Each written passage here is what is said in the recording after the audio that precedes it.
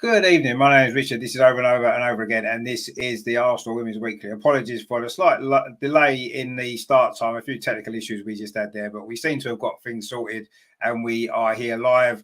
This is going to be a great show, of course. We've got 2 weeks to look back on, essentially, due to the fact that, of course, the women played last Friday, so we couldn't do a show. So we'll be going all the way back to the Wolfsburg game, of course, at the Emirates nearly 2 weeks ago. We're going to look back at that game. We then had a really, really difficult game against Leicester, didn't we, last weekend, which we came away just about with the victory. Then, of course, in midweek, a brilliant victory against Brighton. And we've got a game to look forward to, of course, next midweek as well. We're away at Everton. And, of course, there was a new contract signed this week. So loads and loads going on. I mean, it's been a really busy couple of weeks, hasn't it? So we are going to look back on all this great stuff. It's all going to be coming up the other side of this. So Arsenal now free to Marnham again inside there looking for a second goal. Oh, she's got a second goal. That seals it. Free to Marnham again.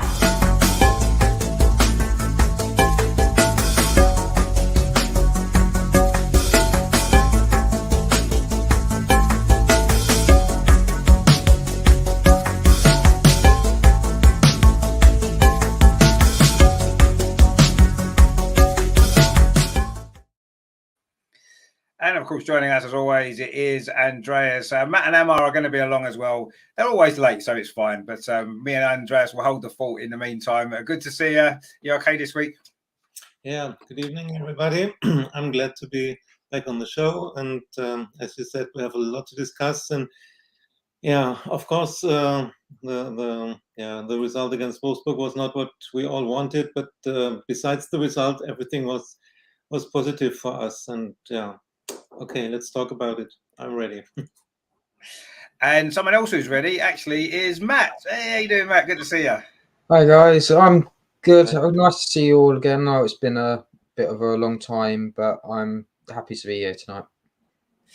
Oh, we're happy to see you as well. It's been a while since you've been on the show live anyway, which is good. We've obviously had your videos on, so we've actually seen you, but we haven't managed to have you live on. So it's great to see you back on. And Amar will be here, no doubt, by about 8 o'clock, usually is the case with Amar. So we'll be patient and wait for him to turn up. But it's good to see Matt with us. Now, of course, as Andreas did kind of mention there, we can only really start one place. I know it seems like a long time ago because so much has happened, but it was a very, very memorable evening.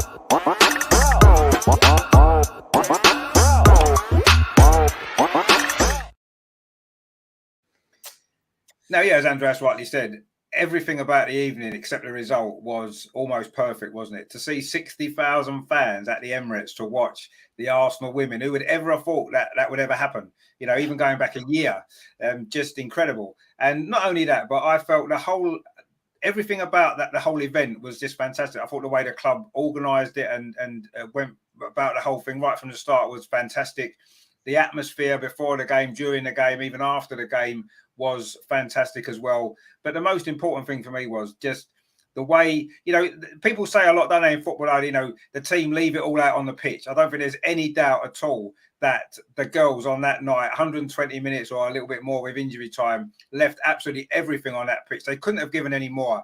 And the funny thing was, I was saying, probably there was about 5 minutes left of extra time. We were all getting ready for penalties, of course, assuming that was what was going to happen.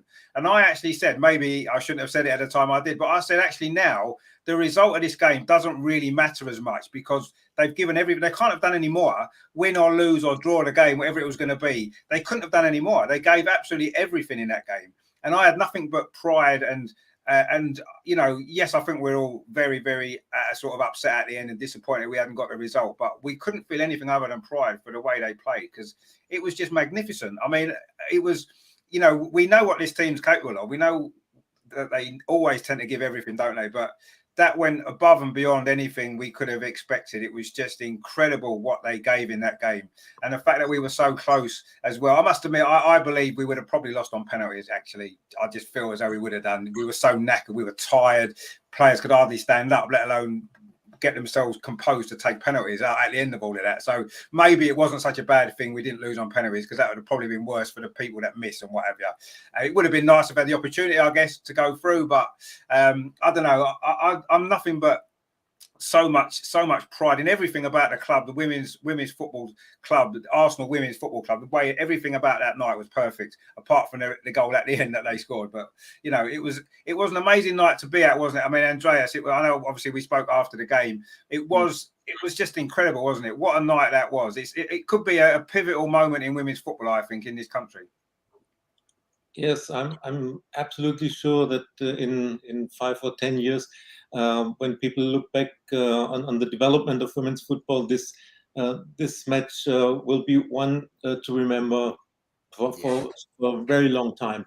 And the tragic thing is we scored 4 goals, but Wolfsburg only 3. So why didn't we go through to the final? I don't know whether it was offside, the 3rd goal. Everybody had celebrated all these emotions when we had scored the 3rd goal. Wolfsburg was ready to start the game again. There were no protests against the goal. The VAR decided that maybe it was a few centimeters offside. But then there was another goal where the referee or the lineswoman had stopped the game. It was tragic. And if you see what happened in the 119th minute, Lotta had a fantastic match. Maybe she was a player of the match. I don't know. You could take nearly every player from our team and give the award player of the match, because everybody gave everything. But Lotta, we know how much Arsenal she is.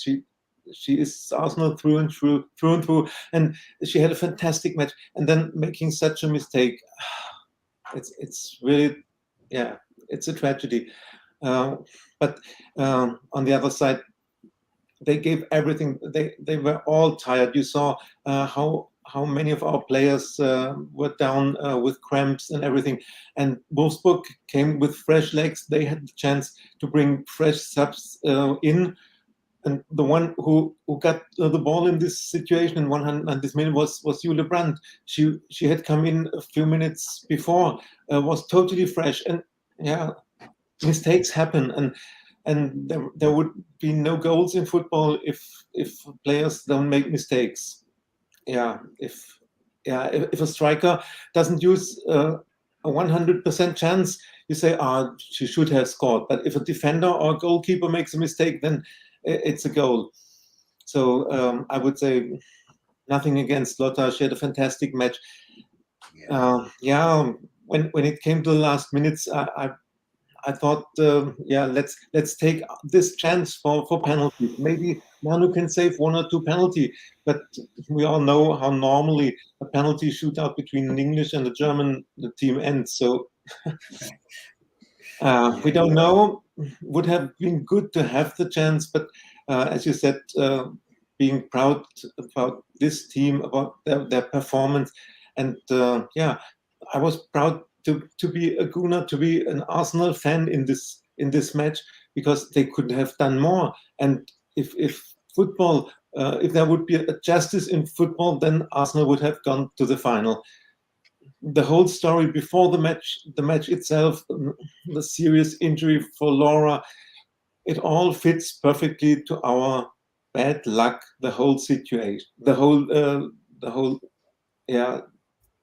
year. It's tragical, but they couldn't have done more. And I'm totally proud of the team and how the team reacted after the match. We will discuss this in the show. Everybody steps up when needed, and I think Jen Beattie is a perfect example for this.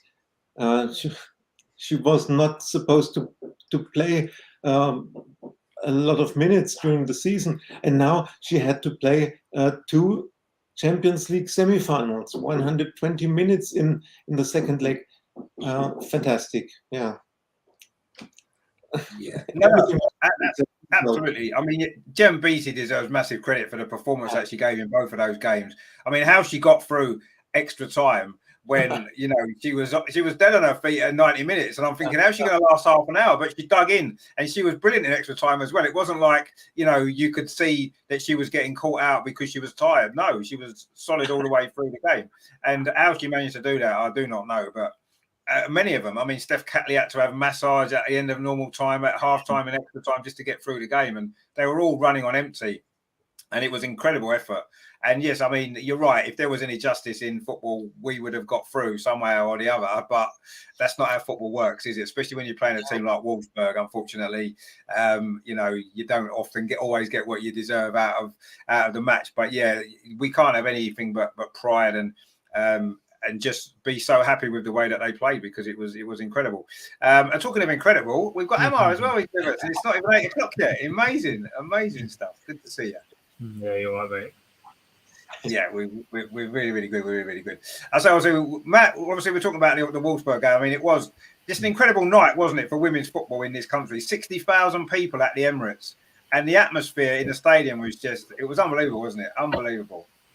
It really was. So, just to go through it all, those that didn't go, the local pub just around the corner from the stadium was the Tollington. For those that don't know, Zinchenko's been seen bibbing his horns at the fans. Some people might have seen that on the season. Leah, Kim, and one of the other players was also there, putting pints as well, just to say thank you to the fans. So it was things like that where the fans were building an atmosphere and things like that. You could hear it through the armory, you could hear it outside as well, and even just building it up a couple of hours early, you could feel there was it was almost. I'd actually probably come back to the Euros final, where it was more of a celebration that two teams had got to the final, and no matter what the result,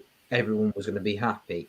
Although there was about 59,500 fans there that were hoping that Arsenal were going to do something that hasn't been done since 2007. Sorry, That's right. But for the men's, it's been over 10 years, which makes it even more. Just under 10 years now, but it's just a bit of a bizarre, and it's a little bit of history, and we're all going to look at this back as if to say, I was there that night, and I remember this. This is a turning point where we've turned around and we've got a consistent level of WSL games. That next season, they've decided they're going to have 5 WSL games at the Emirates, and then if we get the Champions League games, the greater group stage matches will also have that. But then it's all about being continuous and whether or not that carries on.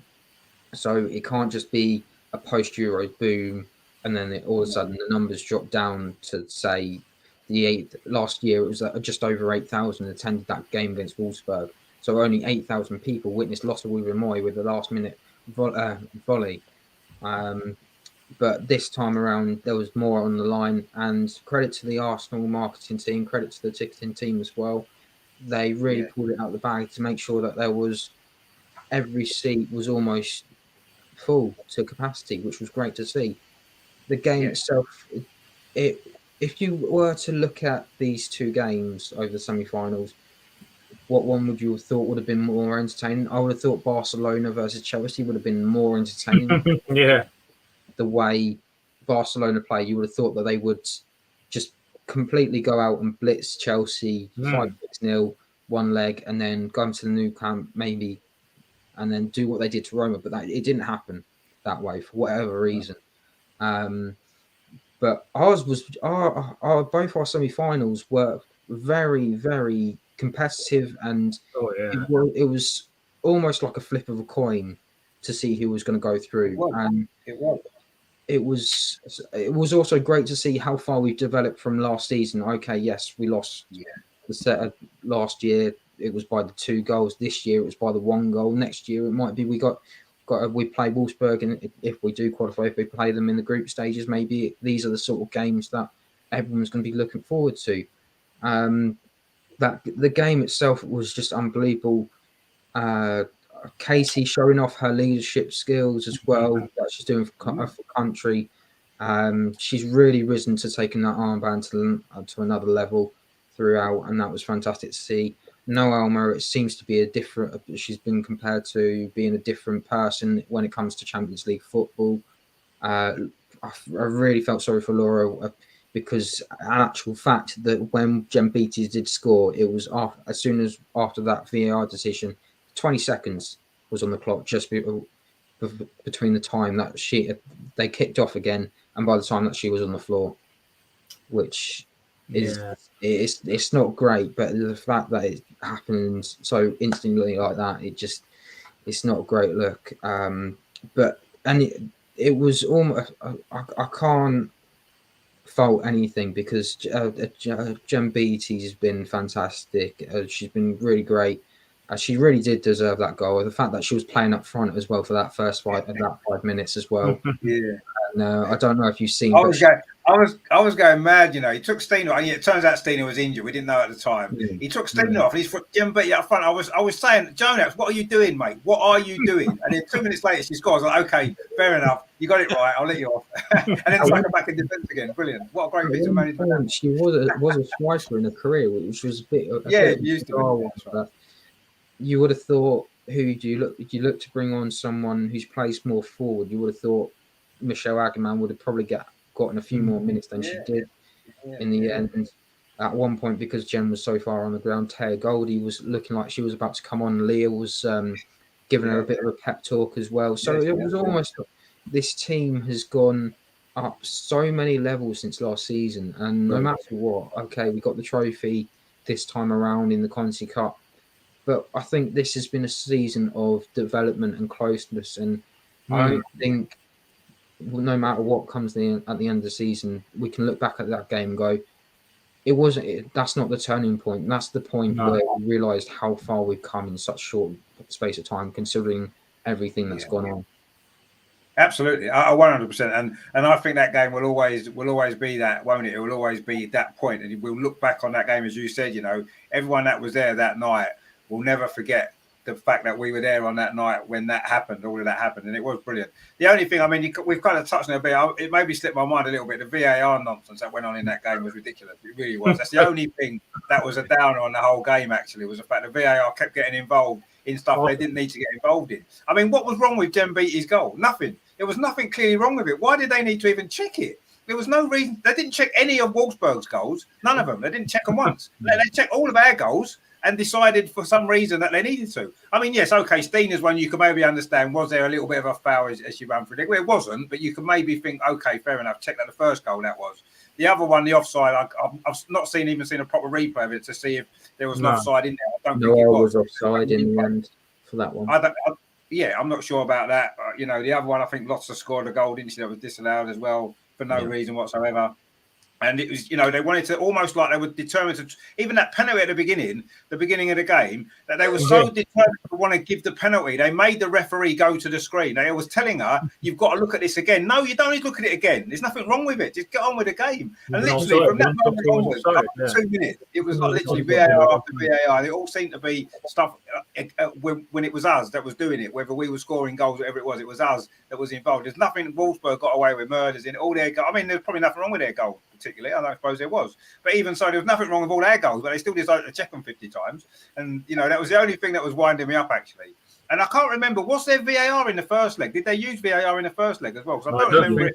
Because Stina scored one of the goals was again chalked off for offside. It was a similar one to our first goal at the Emirates. It was a cross into the box and Stina tapped it in, but it wasn't allowed from what I remember. But it didn't seem to be too much made of VAR in that first leg. But in the second leg, it literally was almost taking over the game at one point, and it was actually in the end, it was just absolutely getting on my nerves. You know, it really was getting on my nerves. It's like, why are you even getting in? The Jem Beattie goal. I mean, I've seen replays of that, 50 replays of that, and just looking at it, there's nothing wrong with it. You can clearly see nothing was wrong with that goal at all. It was a perfectly good goal. Yeah, I know. Most of the say on the goal, I didn't think it was ridiculous. There was more reason to have disallowed their first goal, I thought, than anything else. But anyway, Terry's in the chat, as you'd expect. He says, good evening, Richard, liking the new top. It's not a new top, I had it a while. I don't wear it very often. An international man of mystery. Terry says, evening, Matt. Shaved head look very smart. He does look very smart. Nice and Call for summer. That's what you wanted to be like. Terry says, how could you not be 100% proud and love everything these Gooner girls have given this season? Super Gen. Well, yeah, not only Super Gen, but all of them. You're right. Absolutely. Terry says, don't forget the fantastic goal Super Gen. We'd never forget that goal that she did. It was a fantastic goal as well. Terry says, evening Saturday night fever. Saturday night fever. Which is good. What do I look like? Travolta? The top. You just need your medallion. That's all you need, and you'll be right for Saturday night. With my gym jams. It's my gym jams, mate. Yeah. We've got Angie in the chat as well. So good evening to yourself. Thank you for tuning in. Terry says, Richard, you've got to tell the panel it's Super Gem. Yeah, the other night doing a watch along, Terry made a point of saying, we always have to say Super Gem B. We can't just say Gem B. It's got to be Super Gem B all the time. Do you know what I do like about Jen, though, is that when she celebrated that goal, she bumped into Pop. Pop goes on the floor. Kate looks like she's going to have a go at Pop. And then she just sort of laughs, and then she and then Super. That's a brilliant clip. That is a brilliant clip, isn't it? When she just and it was like at first when I saw it like in the ground, I thought it was an accident that she just. But when you look at a replay of it, she actually looked at her and did it on purpose. It was brilliant. I thought, well done, Jen. That's extra points for you for that as well, because nobody likes Pop in this game. But yeah, I mean, VAR was trying to spoil the game. NA says they're top three in the bag. It's not quite in the bag yet. Not quite. We'll talk about the top three a little bit later, but it's not quite in the bag yet. But it's looking a lot more better than it was a couple of weeks ago. Let's put it that way. So yeah, I mean, Emma, of course. I mean, the Wolfsburg game. I mean, what was there not to love apart from the final couple of moments of extra time and the VAR nonsense? What was there not to love about the whole occasion? It was special. Incredible. Yeah, it was special, wasn't it? Special in many ways, not just a lesson in legacy, but again, the fans buying into this atmosphere. Everything was brilliant. They didn't get the final result that they wanted, but they gave it their all, and you couldn't really ask for more. And the fans were behind them all the way. But yeah, ultimately, when you look over the course of the two legs, it's fine margins that decided there. And I don't want to be too critical, but it was a defending from set pieces and also a couple of errors, which without we would have gone through. But I don't want to blame the girls too much. They just gave it their all. They always tried hard. And if we've known across the whole season, in the face of adversity, that there's not many teams that are better at coping with the level of adversity we have. We couldn't forget we won the title, as I said. I remember Kim saying a few years ago when he won the title, only 6 players were training at one stage. And then you think you've got 4 ACL injuries in one season and numerous other players out with various other injuries. I mean, I think we had our strongest first 11 and all the key players played. I think we would have battered them, if I'm being honest. Maybe not battered them, but we would have got through. And it's important now that Leah said earlier in the week that we are one of the top teams in Europe, and now we just have to continue that. And it just showed everything you need to follow on from that. You need to that sets the benchmark for what women's football should be like. And we're the only team that wants to seem to be playing it in the big stadiums. Chelsea don't often play all their games at Stamford Bridge, and for example. So, yeah, I mean, they've got a long way to go before they can get to where we are, I guess, in that regard. But it's good to hopefully we can continue into next season and beyond, hopefully.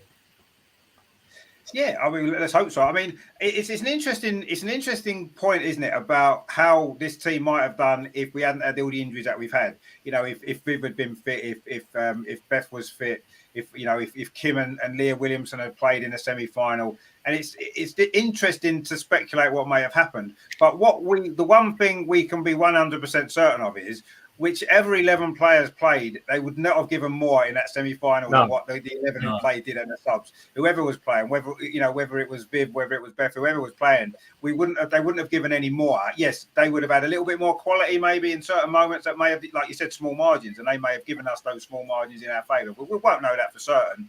But we certainly wouldn't have given any more if they'd all been fit. So, I just enjoyed everything about that. Well, and most things about that night, apart from a couple of things that we've mentioned. But it was just incredible to be in the stadium to witness that.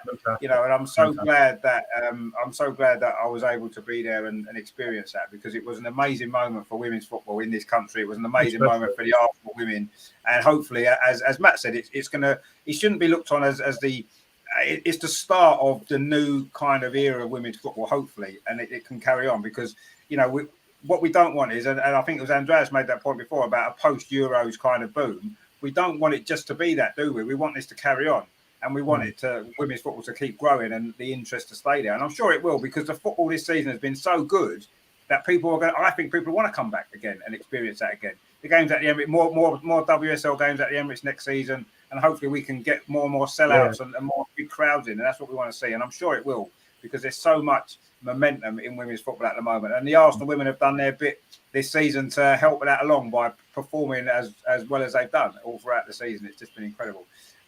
Terry says there, you lot thought I was Dolly Dimple when I said halfway through the season about using Supergen. Yeah, we did. You even said using them up front a few times, Terry. We did laugh at you, but obviously you and Jonas are on the same wavelength when it comes to sticking them up front for ball, and it definitely worked. LA says, I love your show. Watching from.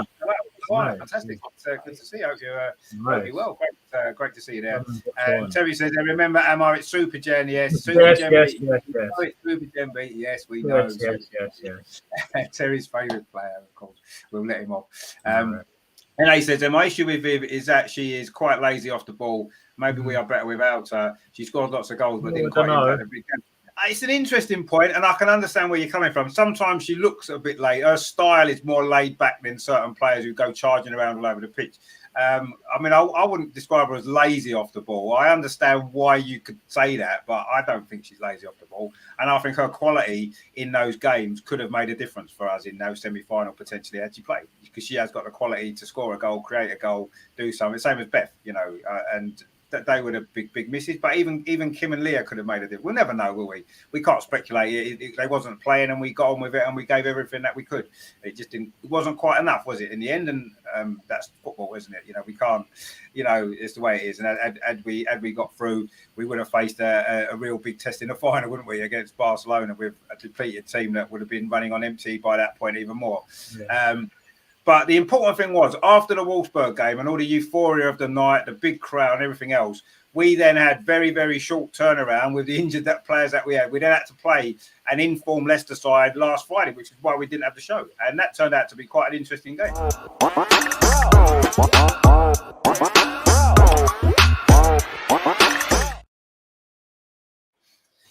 Once again, the team showed a determination to get a result when maybe it's not quite happening for us. And in a lot of that game, it didn't quite happen for us, did it? It just didn't. For whatever reason, it wasn't quite there. Leicester played well. They defended well. They were physical. They tried to throw us out of our stride. And for most of that game, it kind of worked. But when it comes down to it, we do have that extra little bit of quality against most WSL teams. We've got the quality to find a way to win the game. And that goal from Frida again, how many times has she scored a goal like that this season? Incredible. And another incredible goal from her, curled into the top corner just when we needed it. I was just starting to feel that it wasn't going to happen, that we was never going to score. It looked like being one of them nights, didn't it? And suddenly Frida pops up with that goal. Incredible. And we win the game. And I think that was such an important game, coming so close to the Wolfsburg game. It would have been easy for the girls to have been so down and maybe found that we did find it hard, but to have struggled and maybe drop points. And the fact that we managed to find a way to win, again, in an adverse situation when it's tough and it's really difficult, we managed to find a way. And that was what impressed me. It wasn't a fantastic performance. Let's not assume it was. It wasn't a great Arsenal performance, was it? Understandably so in the circumstances. I wasn't expecting much else. But we dug in again, and I say we managed to find a way to win. Andreas, it was a great result, if not a great performance. But in the circumstances, we've got to be absolutely delighted with that win, haven't we? Against a very good Leicester side, you have to say. Very good. Yeah. In this match, the only thing that counted was to get the 3 points. Even we fans, we were sad and disappointed from the Wolfsburg result for many days. And you have to switch to the next match within 3 or 4 days, but not only for the match day, they had to prepare for the match and just turn around from Champions League, the chance of reaching a final, of losing this chance, and then changing and say, okay, let's concentrate on the league again, on this important match. It's absolutely difficult. I can't imagine whether I would have been able to do this. And the situation with injuries didn't develop to a better end for us. Laura out, then we had Stina with this injury out, was not sure could she play against Leicester or not. And of course Leicester saw their chance. They had won their match before, I think 4-0, and we Kirk said, let's take the momentum for us, and let's take the chance that Arsenal comes from a defeat in Champions League, and of course they knew how tired or mentally tired, physically tired our team was, and they played very physical in this match. And as always, nothing seems to develop for us that it's easy. So we had the chance with the penalty after 8 or 10 minutes. We missed the penalty. So this is another step that makes it more difficult for the team.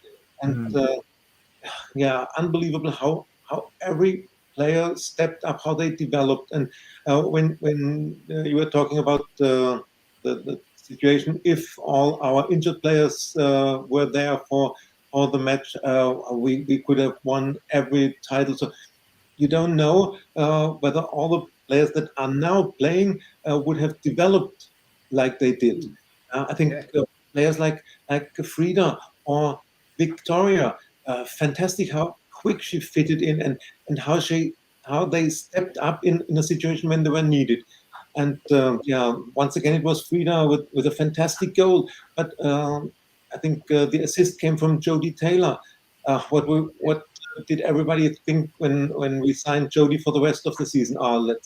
Let's bring Grandma in for a few weeks. And no, she's giving her everything for the badge, and even for the few minutes she played, she tries to make an impact, and she made an impact against Leicester. Of course, we had better matches during the season than this one. But as I said, in this match, it only counted that we get 3 points, and it was a different match, ours against Leicester, and then the match Chelsea had against Leicester.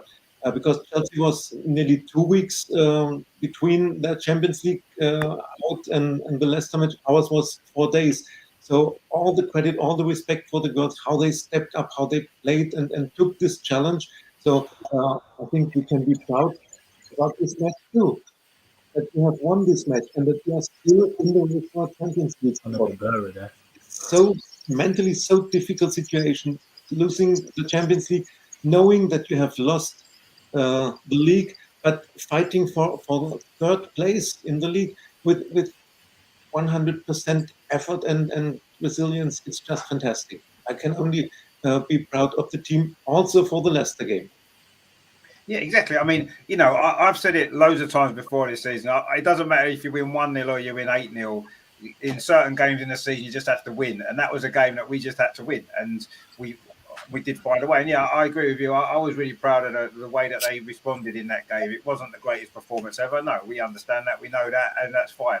And it doesn't matter really, does it? Sometimes what matters is the result at the end of the game, and that was the most important thing, particularly in that game. Russ says, evening everyone, and yourself, I hope you're well. NA says, laid-back style doesn't beat Wolfsburg, obviously referring to about Viv before. Yeah, that's true.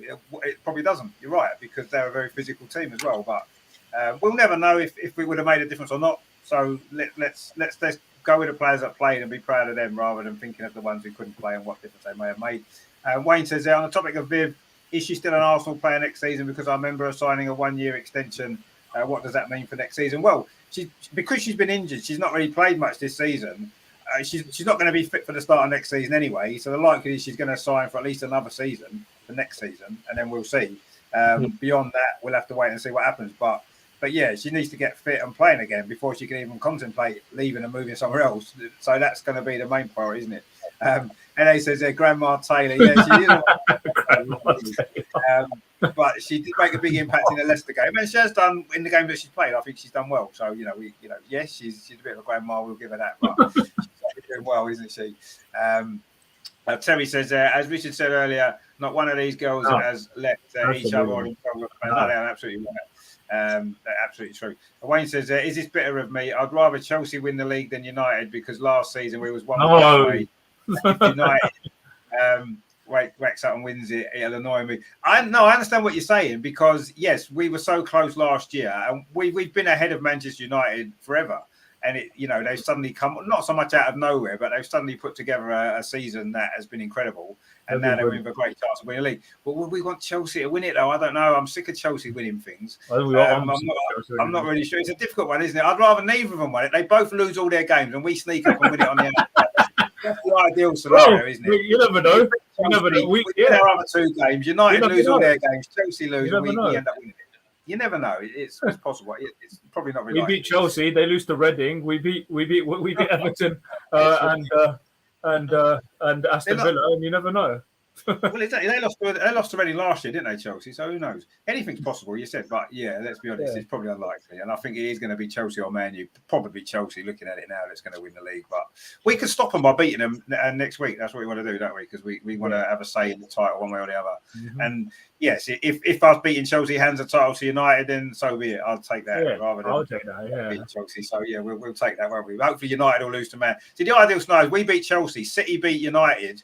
United then somehow managed to drop points in their other game, and we end up winning our games and coming second at least. But anyway, we'll see what happens. It seems like it does seem unlikely, but anyway. I mean, Matt, obviously the Leicester game, very, very tricky night, wasn't it? For us, a difficult game against, as we said, physical Leicester team. I mean, they were determined to kick lumps out of us all night, weren't they? And they did that pretty well. But fair play to them, they've turned their season around. They may well stay up now. It wasn't looking likely, was it? They lost their first 7 or 8 games, didn't they? They were rooted at the bottom, and suddenly they've, new managers come in. And done well. So, what did you make of that game over? What did you make of our performance? Because we had to dig in, didn't we, and find a way. Yes, we really did. And that obviously down to the fact we played Monday and then having a day's rest and then training for 2 days and then we're going straight into another game. It was going to be difficult, especially with the mentality of going into extra time. And it was always going to be difficult to pick ourselves up. I mean, had we won that game, perhaps we might be in a different state. Say we've won it in a last minute with the last kick of the game in just in the added time of the 90, then perhaps we might have seen a different game. But for us to have lost, even if we had lost that lot in the 90, I think that would have given us a different mentality, because of that extra half an hour would have means a lot different. It's a lot different to take in. It means more rest, recovery, and everything like that. It could, if the mentality of the team as well, you kind of look at it and go, it could have swung either way. It could have been one of these games where we didn't look like we were going to be on top, or it could have been one of these ones, right, we're going to smash these 7-8-0. And you kind of thought when we got that penalty at the start, when Casey won that penalty, whether or not people think she bought it or whether or not people thought that there was enough contact, etc.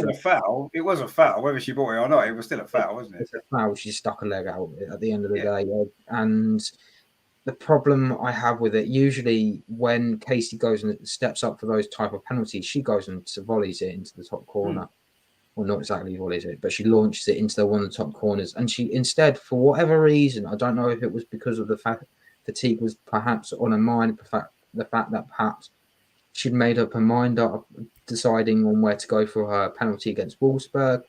Whatever the case was, she just didn't put enough power on it. And Leipzig, fantastic goalkeeper from Andreas's German club in Bayern, and I'm sure plenty of goalkeeper people, teams, scouts will be looking at her, whether or not she's going to be with Leicester next season, whether or not she's not going to be with Bayern.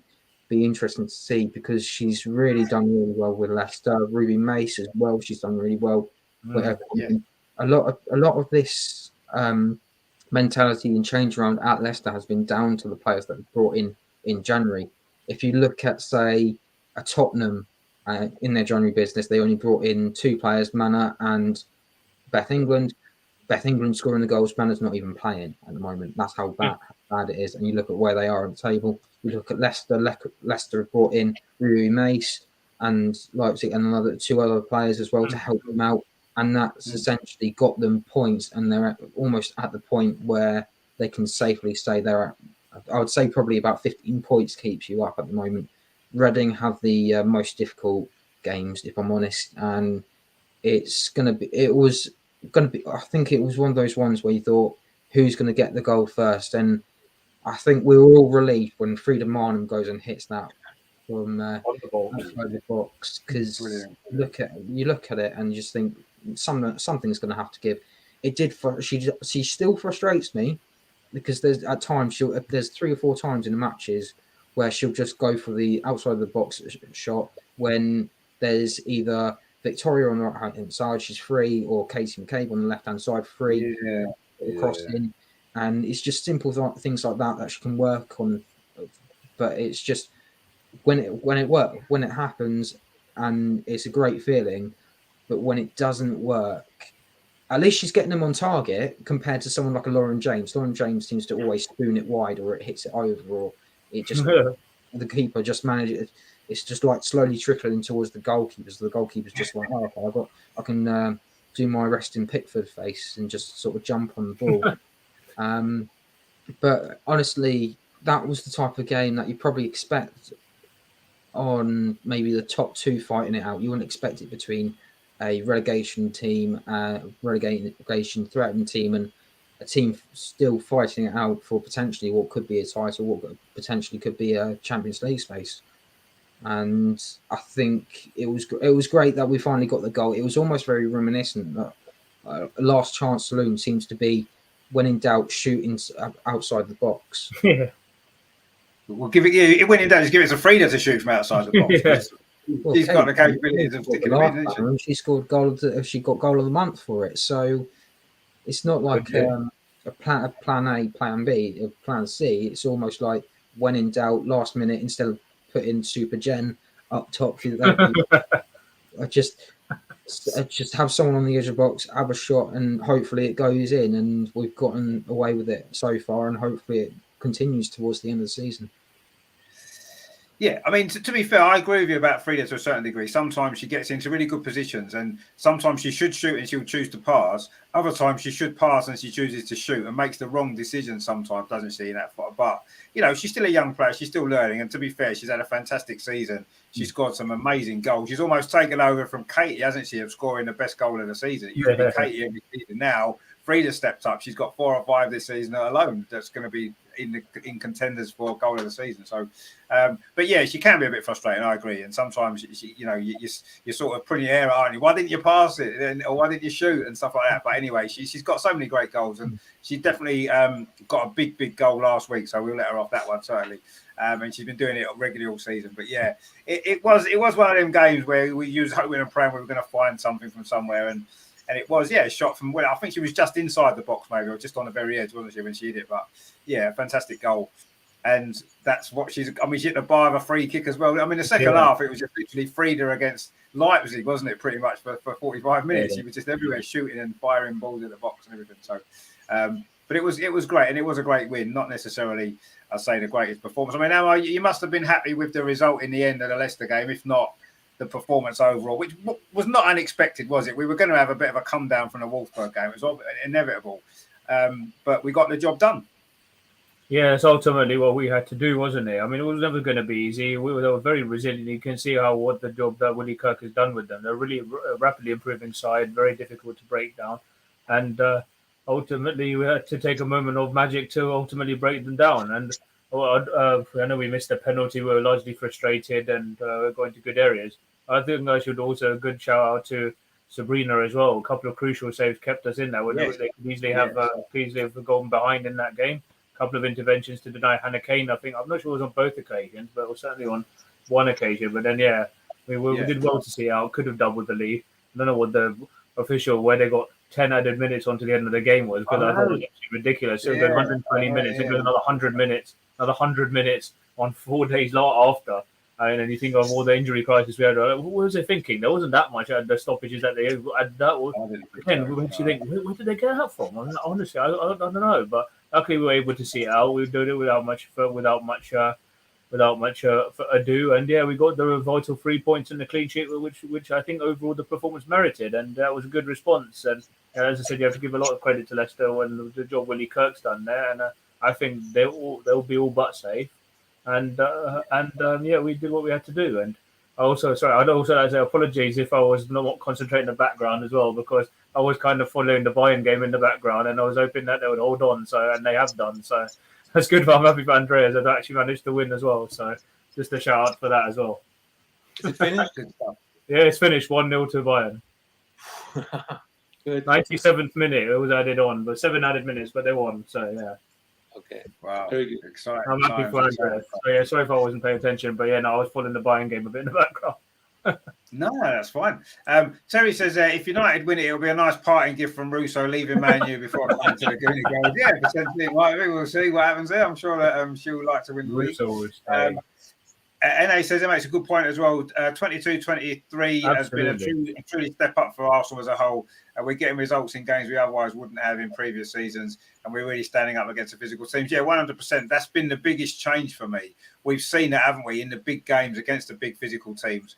Last season, we got maybe bullied a little bit in certain games. This season, we haven't done. Yes, we haven't always won those games, but we've certainly competed in those games a lot better this season, and that's a big step forward. I agree. And if we can keep developing that side of our game, we're going to be challengers in the Champions League, because that's what you need in the Champions League, don't you? You need to be able to stand up to those sort of teams, and we've done that this season. And that is, you're right, and it is. It has been a big step up. I agree.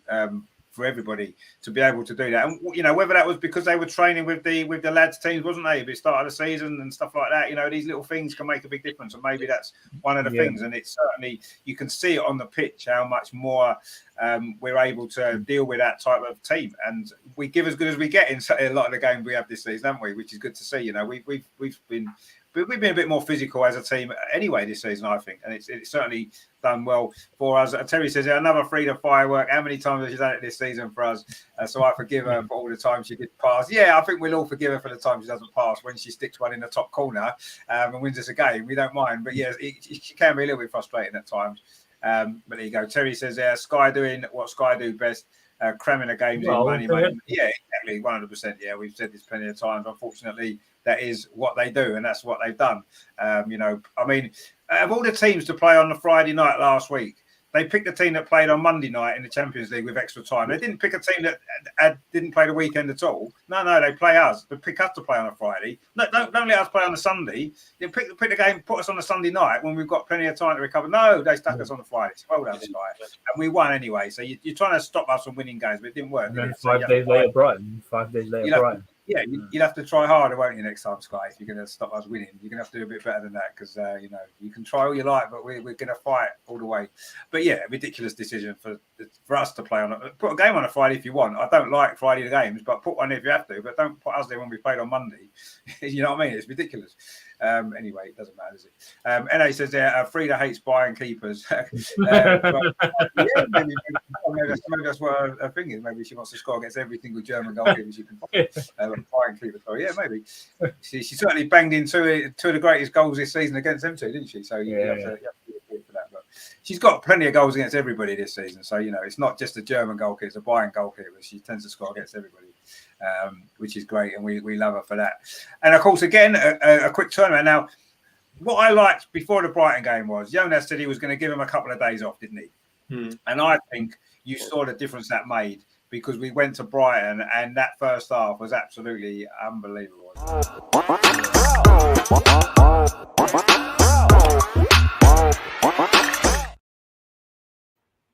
Now, before we actually really talk about the Brighton game itself, which was a magnificent performance, a fantastic victory, brilliant stuff, I wanted to give a little bit of a shout out to this player who maybe doesn't get enough credit that she deserves.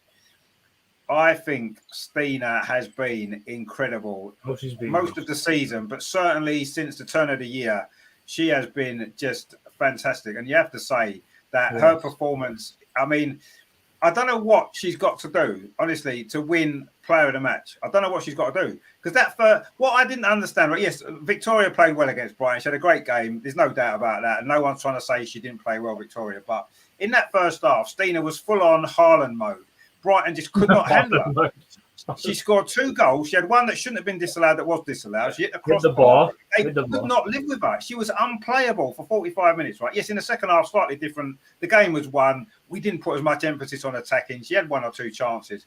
But did Victoria do more than her in the second half to turn that around in her favour to her to get player of the match? No, she didn't. Victoria played well, but Stina was head and shoulders player of the match by an absolute country mile in that game, right? And she didn't get it again, and she didn't get it in the game against Wolfsburg, where she was magnificent against them. She didn't get it in that game. I think she's been our best player pretty much every single game for the past 6, 7, 8 games, and she's not getting a look in for player of the match. I don't know what she has to do. Maybe she's not bothered. Perhaps she isn't. I don't know if she's bothered or not. But I'm bothered. It bothers me, and it bothers me the lack of respect and credit that she's getting outside of Arsenal. She's never mentioned.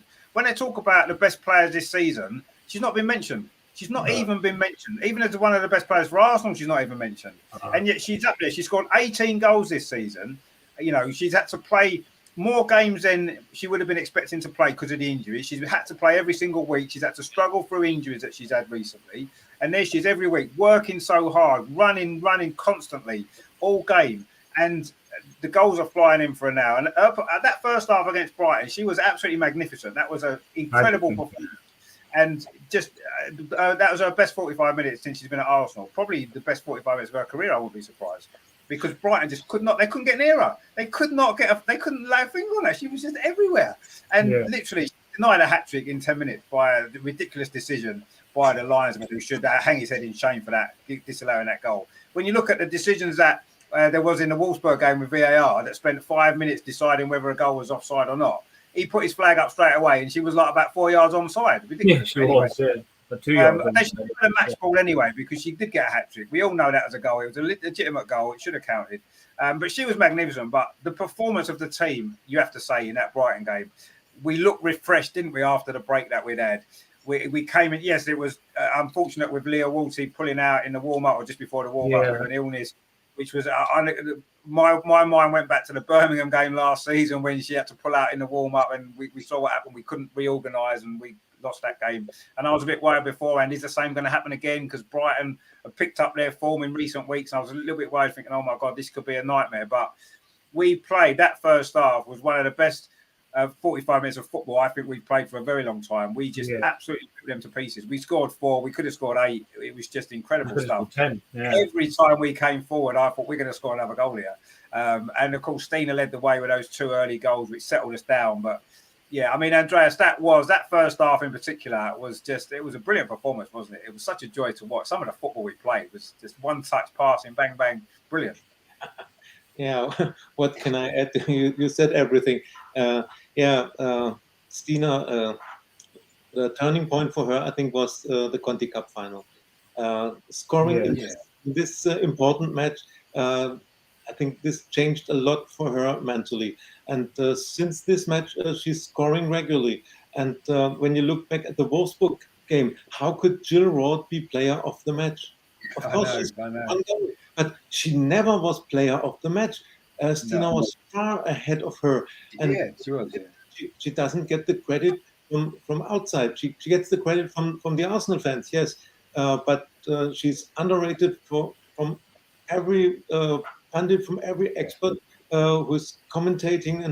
And she was fantastic and brilliant goals. And I had the feeling that she was too fast for the referee or for the lineswoman to see how good her runs are. And she was not offside for the third goal.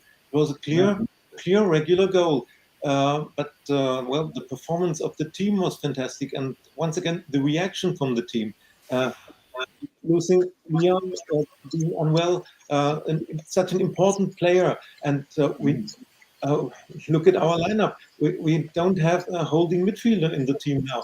And it was just the team ignored this once again and said, okay, let's go on. Let's fill this gap and go on. Fantastic. And of course, it helped that we scored an early goal. This was a relief for the whole team.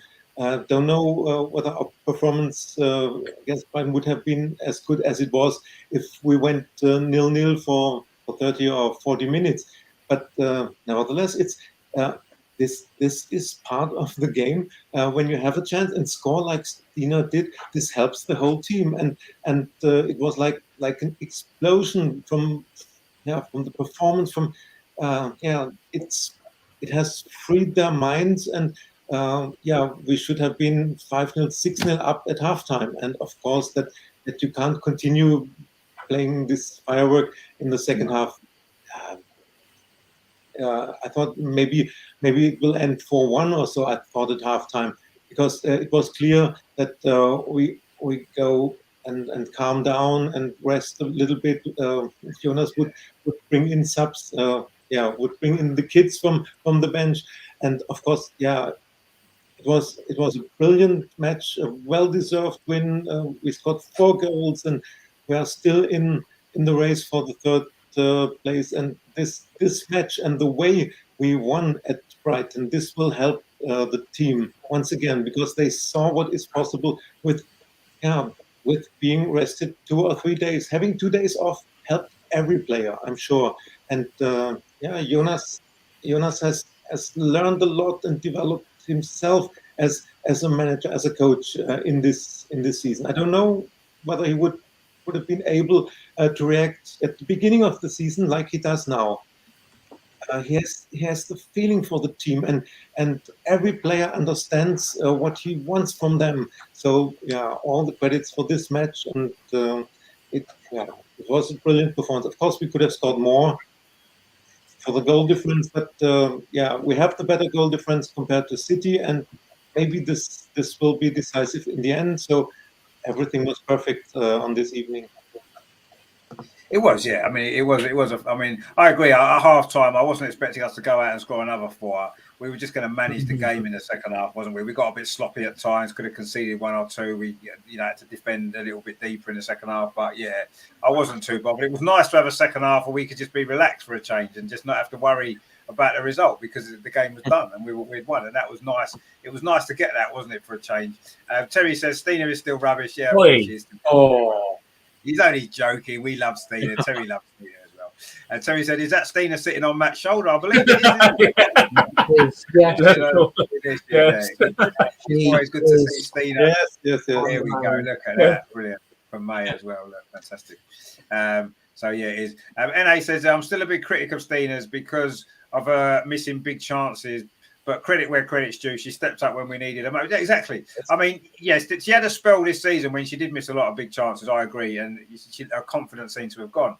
But I did read somewhere recently, I think it was from Jonas, said about obviously Kelly Smith coming in to do some coaching, and she's been working with Stina, and that seems to have coincided with Stina suddenly having a bit more confidence in front of goal and taking more of the chances that she gets. And whether that's a coincidence or whether it's the work she's doing, it's probably a little bit of both. But the more you work at stuff, the better you get at it, don't you? So maybe that's happened. Maybe Kelly's really helped her along a little bit. But I've always stuck by Stina, even when she was having a bad time, because what she brings to the team is a lot. She brings a lot, even when she's not scoring goals, even when she's missing chances. She still brings a lot to the team with her work rate and what she does. So she could have scored more. She's got 18. She could have scored 25 goals this season easily, and she maybe should have done. But I think she's a great player, and I certainly wouldn't have wanted to swap her for Russo. As much as we want Russo, I definitely wouldn't have swapped Stina for her, and I wouldn't swap Stina for anybody actually at the minute, because I think she's brilliant. But yeah. So he said, well said, Andreas. It was defo Super Gem by a long way. No, it wasn't. Super Gem wasn't player of the match of that game. It was Steam all day long, so don't be silly. And he says, a special mention to Liverpool for doing a job for Arsenal against Man City. Yeah, I mean, that was a shock. Let's be honest. I think we're all shocked by that. I love Jonas's comment actually when he was asked about the Man City game. He said he didn't care. He said, I'm not bothered. Just focus on our games. Let's win our games and don't worry about anybody else. And he's right, really. But we all had a little chuckle, didn't we, when Liverpool beat Man City? That certainly made it a little bit easier for us. Let's be honest. We've got a little bit of breathing space now, don't we? As much as we don't want to lose to Chelsea, if we did lose to Chelsea, it's still in our hands if we win the other game. So, we can. So yeah, thanks to Liverpool for helping us out. Although, we do ourselves our own favours by winning our games, don't we? But yeah, that certainly made me feel a little bit happier with life. Terry says, I think we have Matt to thank for the way Jonas has got the girls playing, shouting encouragement to him after the West Ham game. Yeah, maybe it was after the West Ham game. Yeah, maybe that's when the penny dropped, and he thought, you know what, I need to listen to Matt more, and that's what he's done, and that's why we've improved. But it was a great performance, wasn't it, Matt, against Brighton, especially that first half. That was some of the best football we've played. Yes, Brighton aren't the best team, we know that, but every team's difficult to play. You've got to win. You've got to be able to play your football, and that was brilliant, wasn't it, that first half in particular? It was, and you look at the entire game for the first 45 minutes, it was almost like the print for what Jonas wanted in that first season. The high pressing, try and get them to make a mistake, and that's how Stina got her goal, and it all helps. As Stina has had her moments, obviously she was a bit rusty a couple of times this season where she's done silly things or the ball hasn't fallen the right way. City where she somehow miraculously hit the post, and then the rebound or it another yard the other way and it's in, and that's an extra point over Man City. The game against Zurich in the group stages where all she had to do was flick it over the goalkeeper and she blasted it at her face. There's things like that where you kind of think, she's not in the greatest form. What can we do? Is there anything that we could adjust? And Stina's been critical, I think, of herself as well. And she's probably looked back and reflected on what at times she might have been panicking. And Andreas hits the nail on the head, really, that the Conti Cup final was basically her way of stepping up. I would also agree that probably in that semi-final when we needed a goal, who stepped up and scored it? It was Stina. When you look at Bayern Munich as well, who stepped on and scored that goal? It was Stina. Who you look at Wolfsburg as well, who stepped up and scored? Stina scored. It's almost like she's realising the start big of her players scoring big games, the big important goals, don't they? That's what a big player with the right a winning mentality. They're the players who get them goals in those big games. And you're right, Stina scored goals in all those important games for us: the final, semi-final, Champions League semi-final, quarter-final, all those big games. She scored every single one of them. And that just sums it up for me. It's just nice to see that she's finally reaping her rewards, and the fact that we've got an ex-legend who's also working on her coaching at the moment, and also is being the Sky Comp pundit as well. So she's sort of jumbling around, doing all sorts, but finding time to be also coaching our attackers as well, and what to help them out a little bit more and develop them even better, more. Especially is going to hopefully help us out in the future. Don't know how long Kelly Smith's going to go on for. I believe the contract's only for the end of the season, but even then they might turn around and say, well, because of Viv, because of Beth and things like that, because Gio might need someone to help her out next season. We still don't know what's happening with her because she actually had to go off. I also want to mention Freya Godfrey and Taya Goldie, eventually both coming on for their WSL debuts as well, and they really did show that they were really up for it and they were really happy to be there and that they wanted to see themselves as part of it. And they're both considered Helland girls, and that was great to see. The fact that this game, it was almost like we scored as many as we can can just sit back and rest and relax now and just sort of wait the game out. But we were still looking to create those chances, and just unfortunately they didn't come. At Brighton again, it was almost like leading up to this, I did have the Birmingham Blues again, thinking, Leah's dropped out of the team, now Jodie's coming in. Jodie's a fantastic player as it is. She is the fact that she actually set up the goal for Frida in the previous game against Leicester. It shows a lot of people why Jodie's in the team in the first place. She's not there to score goals, she's there to help others score the goals for the team. So we are seeing some fantastic play, and it's all linked to the experience and things like that, and it's great to see.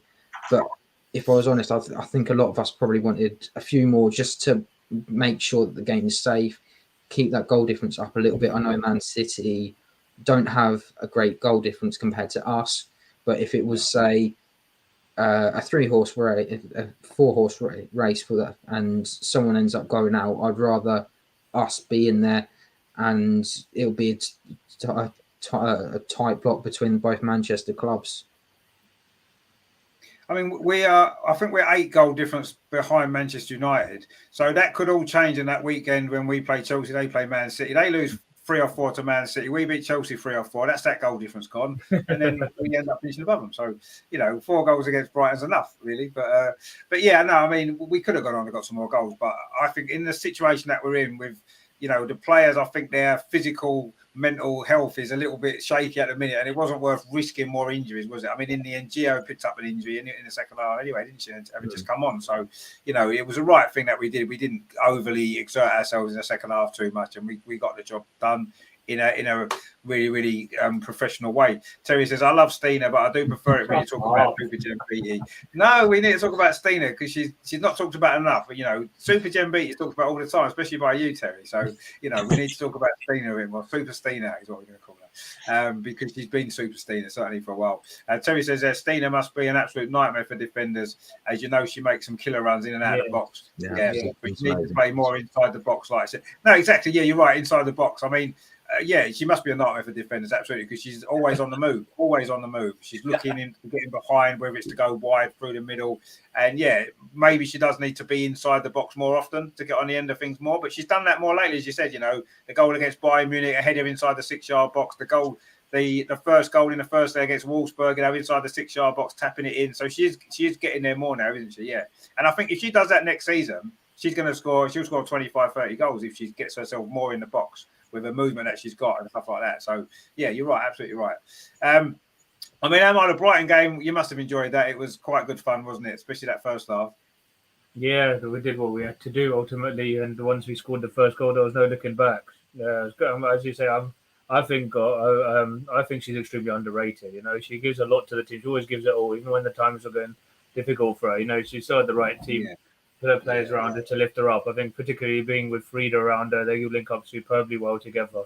And now they've added pullover. Caitlin Ford is back from injury. Things are looking rosy again.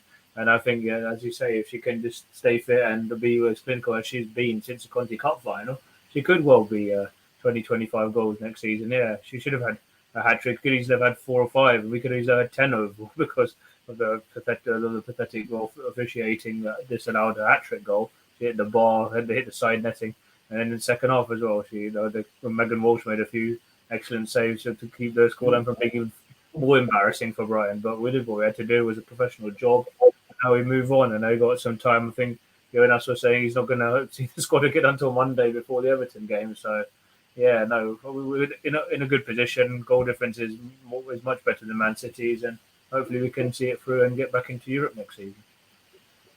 Yeah, I think it's, the run that we had in the Champions League this season, it's absolutely 100% imperative that we're in the Champions League next season. If we were to finish fourth and not make it, it would be an absolute disaster for how the club's progressed on the pitch, as we've mentioned throughout this season. For us not to be in the Champions League next season, Man City, no one cares about them. It doesn't matter if they're in the Champions League or not, but it's important for us because we need to be there. So, I think maybe Man City realised that before the Liverpool game. Thought, let's lose this game. Let's make sure Arsenal are in the Champions League because they saw how well we competed against Wolfsburg and they decided to give us that opportunity. We've still got to take our own opportunities and win our games, but at least we've got a better chance now. So, we did the job we had to do. We played really well in the first half and managed the game well and got the job done. And that's what we had to do. Terry says, Stina Cup final goal against Salty Emma. That's it's always nice scoring against Salty Emma, isn't it? NA says, thoughts on Hurtig. Should we cut our losses? Well, you see, I think the problem is, right, and I must admit, she hasn't exactly set the world on fire for Arsenal this season, but then she hasn't played enough games. She was just starting to get in the team. She scored a couple of goals in that Champions League game. Then she got an injury, and we didn't see her. And then she's come back, and she's had another injuries here and there, and she's not had a run in the team. And I think it's very hard to judge her on that. Let's face it, this time last season, would we have thought Frida Marnham was going to go on and have the season that she's had? No, we wouldn't have done. She took a little time to settle in, and now she's been brilliant. And Hurtig could do the same. She is a top quality player. She's proved it before. So I think we need to give her a bit more time. Let her have a run in the team without being injured. Let her play 10 games, 12 games in a row. Let's see what she can do. And if at the end of it, we still don't think she's quite good enough, maybe cut her losses in. But I don't think we can do it now. I think it's too early. And I think what we need to be doing is we need to be looking at building a squad, not getting rid of players who could well prove to be important. Even just coming off the bench. I mean, we saw in the Wolfsburg game, she almost got the winning goal. She was unlucky not to score. Yes. Made a great run in front of the defender, a good save by the keeper. So, coming off the bench, she can make an impact. And I think that if we can work with our developer, obviously Jonas knows her well, being Swedish and stuff. So I know if anyone can get the best out of it, it'll be Jonas, won't it? So let's see. Let's give her next season. and see where we are. And if this time next year we're saying the same thing, are we not sure about her? Then maybe cut her losses. Then I'd agree. But I think it's too early now. I think she needs more time to see. We can't really judge it. She's played what 6, 7, 8 games, maybe 10 games. And how many games has she started? Hardly any. So we can't judge it yet. It'd be unfair to do so. But she needs to do more for me. She does need to do more because she's been a bit too hit and miss. But she needs time.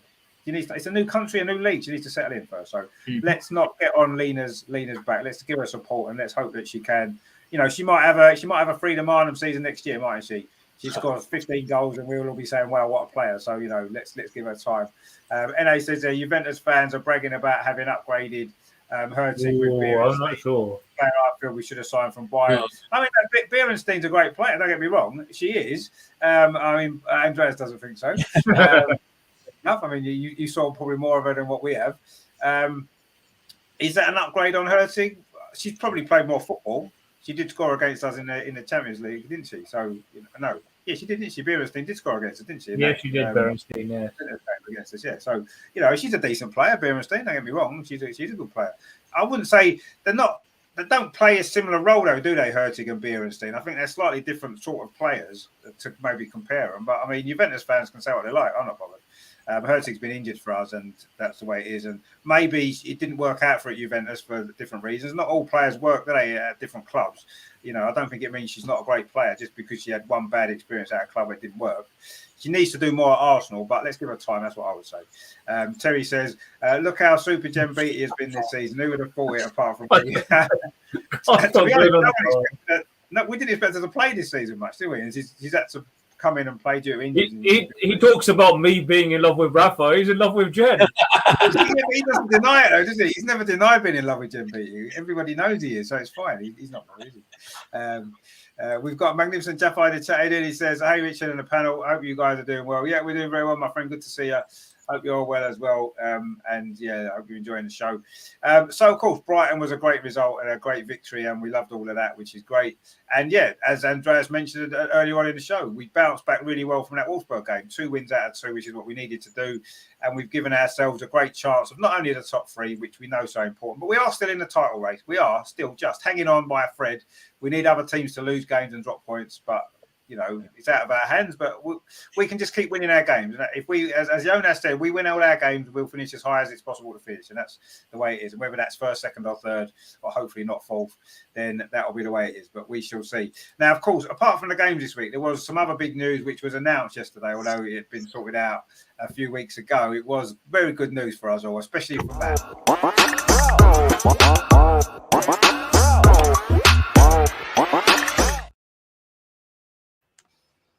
And there's Matt's picture there of Leah Wolsey, and he's no doubt he's over the moon that she's going to be with us for a little bit longer, sign a new contract, which is great news because she is a great player and she's had a fantastic season and she's been a brilliant signing for Arsenal. Fantastic, really, really good news. I was so pleased to hear that. I mean, there were rumours going around in the last few weeks that she was going to leave, wasn't there? People were saying, was she going to go? And was her a break away from football a few weeks ago? Well, she was maybe sorting her head out, deciding what she wanted to do. Maybe that was part of it. But ultimately, she spoke really well yesterday in the interview, didn't she, about how much she loves the club, what's going on, and that she wants to be a part of it in the future. And it was great to hear. And it is really good news because I think that we're in a position now where we're trying to build something really, really big here, and you can see it happening. And I think Leah Wolsey, with the experience that she's got, is the perfect player to stay at the club and help with that process. Because one, she's a great player on the pitch, and we know how important she is to the team, but also the experience that she's got for some of these younger players that's coming into the team. The impact that she's probably made with Victoria Palova already, with her experience and stuff like that. And I think that it's such good news, isn't it, that we've got a player like this. Yes, it's, she's at towards the end of her career. We all know that, but she's such a good player.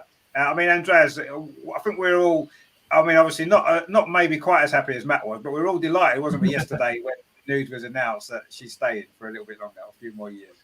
Yes, this was very, very good news. And she's one of the best holding midfielders in Europe. Of course, she's turning 30 this year.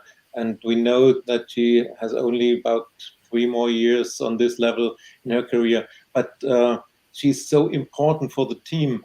I think she's one of those players who stepped up in the second half of the season very, very much with all the injuries.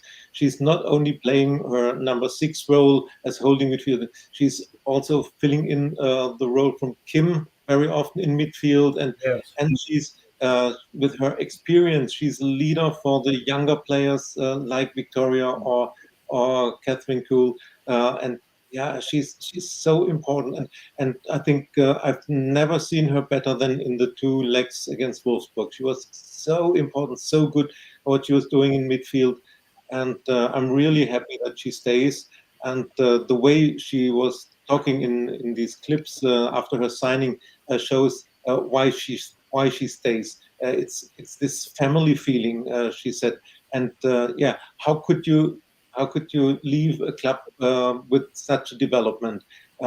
This playing at the Emirates, 40,000, 60,000 in the Emirates, the atmosphere around, and the development of the team, this coming together, this family feeling. I think these were also small puzzles that finally led her to the decision. Okay, I want to stay in London. We all know that after her career, she probably will return to Switzerland because she's very homebound. She loves Switzerland, the winter and the mountains there. But and I think I remember interviews from her when she said living in London is okay, but it's not forever for her. But for her career, I think it's also. Yeah. Sorry, Andreas. It will be forever. And she said that she is happy to stay a few more years. So the contract maybe might be for 2 years plus one option for one more, or it's 3 years, because the next Euros is in Switzerland. And I'm sure she wants to play at the highest level until then, to lead the Swiss national team as a captain for the home Euros.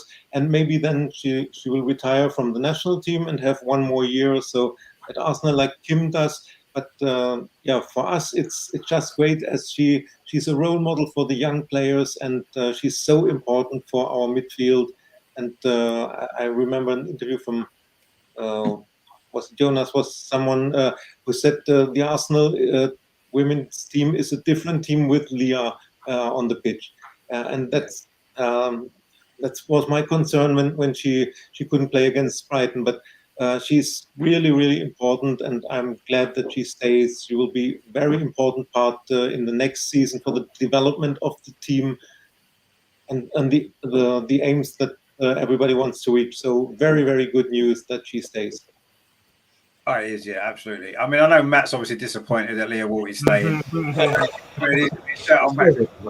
us how much he loves her, which is great. I mean, it is good news anyway. I mean, we're all happy with the news. I mean, Matt, obviously you've been very delighted because we know that she's your favourite player, and she's going to be your favourite player for a few more years as well, which is nice.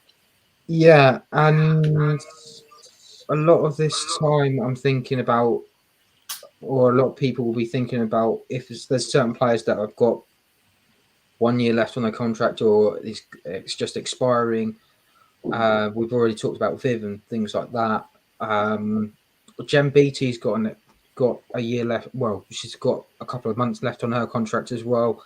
So you think a lot of players are probably thinking, or already have decided what they're going to do. Whether or not it's been done or not is another thing. But the fact I have to talk about the marketing for this was absolutely fantastic. The fact that they created, she made a fake account. Well, not a fake account because it was obviously her.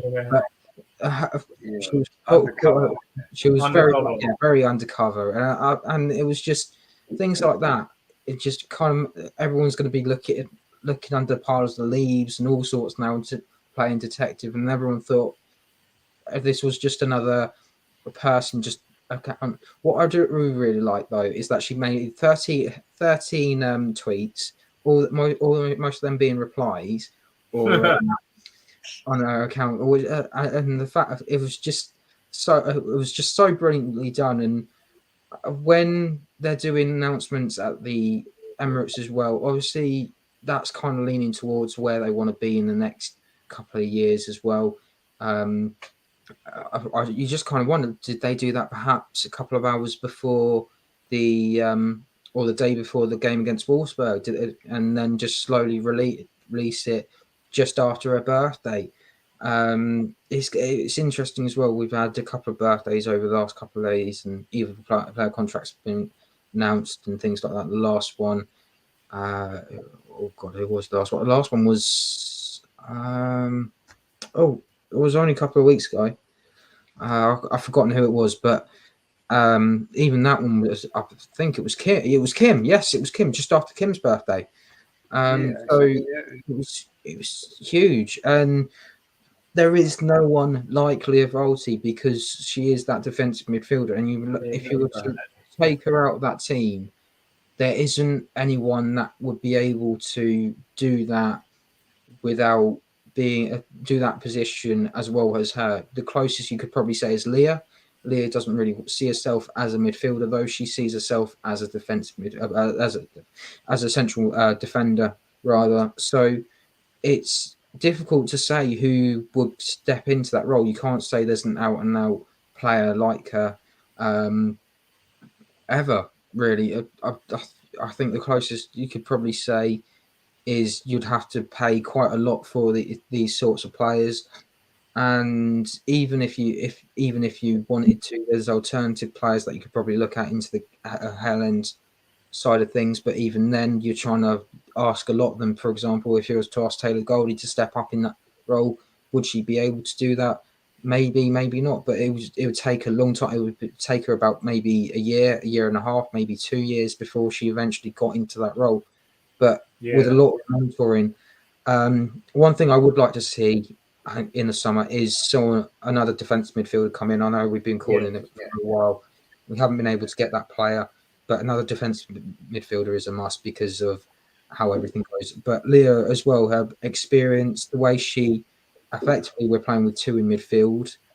So Leah is having to help Frida out with a lot of the pressing, or it's almost like we have 6 in attack and then Leah sits back and helps out, or it's but Leah's just the outlet while Frida goes off and runs. It's very much a different tactical approach, and Leah's so great with her insight and knowledge as well, and she adjusts so well throughout the season. And I remember when she quoted herself as to say she didn't think she was having good games, but she was playing people off the park at times. She was breaking up to teams left, right, and centre, and it was fantastic to see. I just hope that we see Leah continue to go to play, and she has promised no more tape on her thigh. So fingers crossed that doesn't happen for much longer, because we do need a few more recruits, and it would be nice to see that midfield a little bit more bulkier next season. Yeah, I think we know we need more. That's why, her signing, apart from the fact that she's a great player and everything else, that's the area of the pitch that we need to strengthen, not weaken by losing a player who's got the quality that Leah's got. So, yeah, it is great news. We're all very, very happy about that. Terry says, do you think this looks like Matt when talking about Leah Walter? Yeah, of course it does, yeah. And he said, it's Super Jen. He said, how many more times? Yeah, it's Super Jen. Yeah, we know it's Super Jen. Jafar says the problem with Lena isn't about her game. The problem is that she just can't stay fit. Yeah, well, that's true. That is definitely true. You saw how injuries have cost us this season. It's a lesson for Jonas. We need to have players who can stay fit. Yeah, we do. I mean, it's a tough one, isn't it? Because I can guarantee what's going to happen, right? Because we've had a lot of long-term injuries this season. When those players start to come back, they're going to start picking up some little injuries when they first start playing again, because it tends to happen a lot. Should we then get rid of Leah Williamson because she might have 2 or 3 injuries in the season after when she comes back, or Beth Mead? No. And Lena's having some problems with injuries. We know that. If that continues next season, I agree. That's too much. She had a lot of injuries when she was at Juventus as well. So is this going to be a long-term problem? We don't know. Let's see. But yeah, her problem is not playing enough games, not being fit, and that is it. And if she plays games, we'll be able to see exactly what she can bring, and let's hope that she can. Terry says we could move Super Jen into midfield. She'll do a great job. I'm not really sure if she could make. I mean, she's played everywhere else, so maybe she could. Perhaps we'll have to wait and see if she gets a chance. Jeffar says if you want to compete for major honours, e.g. Champions League titles, we need to have players who can step in and fill the shoes of our important players get injured. Yeah, absolutely. Chelsea are a good example. And I think what we've seen actually recently, we've seen that happen, haven't we? We've had a lot of players missing and players have had to come in and they've stepped up and done a job. And I think that we're on that way. Yes, we need a bigger squad. There's no doubt. Look at the bench the other night. We had, three kids out of the academy on the bench, which, is great for them to get those opportunities. But you're right. If we want to compete for the major honours, we need to have a stronger bench every single game that we can make changes. We can have players who can impact games coming in when players are injured. I agree. It's a process. So you can't suddenly. We're not going to go out in the summer and buy 10 players, are we? 10 quality players who can sit on it and improve the squad. No, we're going to have to do it gradually. But the signs this season are we've got players who can do that now. We've seen that. Players have had to step in. We've missed key players for long parts of the season, and look at what we've produced. So we're on that right track. We just need to bolster the squad in the summer, don't we? Midfield is one big area that we need to strengthen. Absolutely. And Leah Waltz staying is a great part of that process, isn't it? I mean, Emma, I know you probably don't like Leah Waltz as much as Matt does, but I'm sure you're happy she stayed. Oh, I think she's been fantastic ever since she signed for the club. When we were seeing all those years ago play against Birmingham, and she suffered that injury. What a key player she was, and she always gives for the club. It's just a great example of I think she reminds me in many ways of as I was saying in the conversation yesterday, that she reminds me a lot of a player who held the Barcelona side together for so long and was a glue in their midfield. And Sergio Busquets in many ways. She reminds me a bit of him because of her longevity and the fact she just forces herself on the ball. It's just so key into in that midfield, and she hardly barely puts her foot wrong. Always gives it 100%, and she's always key to this team. There's not many better defensive midfielders in the world, and let alone, I know Andreas said Europe, but I say in the world than her. And to have her on board again for another few years, maybe she's got a few more, 3 or 4, maybe possibly 5 more years at the top level left in her, but I think she's different class, and they don't call her Snake Hips for that reason, because she's everywhere. She's everywhere, and they give her that song because there is, as you said rightly, Matt, there is nobody quite like Leah Volti. So long may it continue, and hopefully we can win a few more trophies before she sees her career out, which we hope won't be for a little while yet. And we've got more chance of winning those trophies with her in the team. So yeah, it's great news, and we're all delighted with it. It's another bit of good news that we've had in the last few weeks. That what we've seen happening at the club. It's such a positive time, isn't it? For the club as a whole. And we've seen a lot of that happen in the last few weeks, haven't we? With the results on the pitch, with stuff that's going on off the pitch, new contracts, and everything is such a great time at this moment. And yes, ultimately we want the club to be winning the league title, or we want to be winning Champions Leagues, but you've got to get to that point. And we've been a little bit off it in recent years, and now we look as though we're on the way back to that point again now going forward. And it's exciting times. I'm sure the next few years are going to be really, really exciting, aren't they?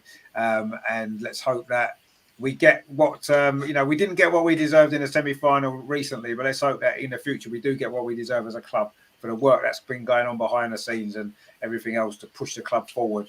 And I think everything's in place. I think we've got the right manager. I think we've got some great coaching staff now at the club as well. Yeah. And on the pitch, we've got some fantastic players as well.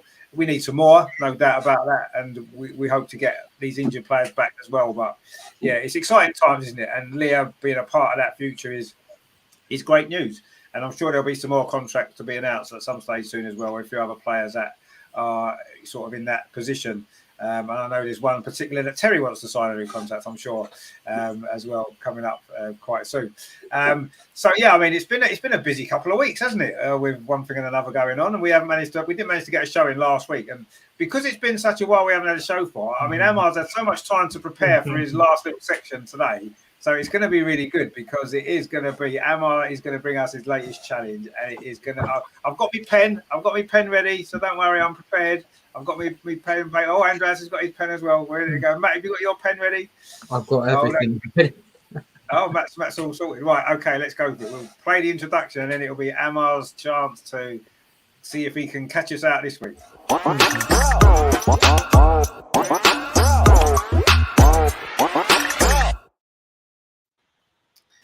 So there we go, Amar, take it away. Yeah, so prior the Leicester game saw Jonas take charge of his 40th WSL game for Arsenal. He'd won 30 of the previous 40. But overall, what is his win percentage since he took over Arsenal women in July 2021? What is his overall win percentage since he took over the club in the summer of 2021? Is that in all competitions? In all competitions. Okay. So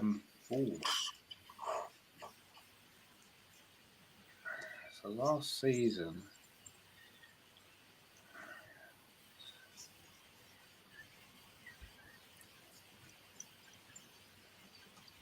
This in WSL, yeah.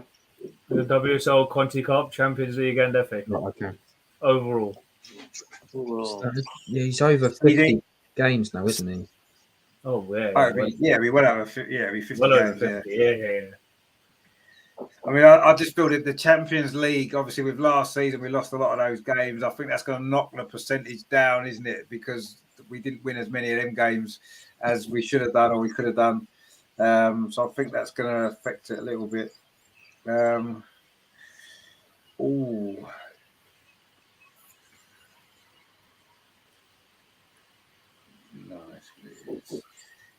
it's got to be more than that. Do you know what? I'm gonna say.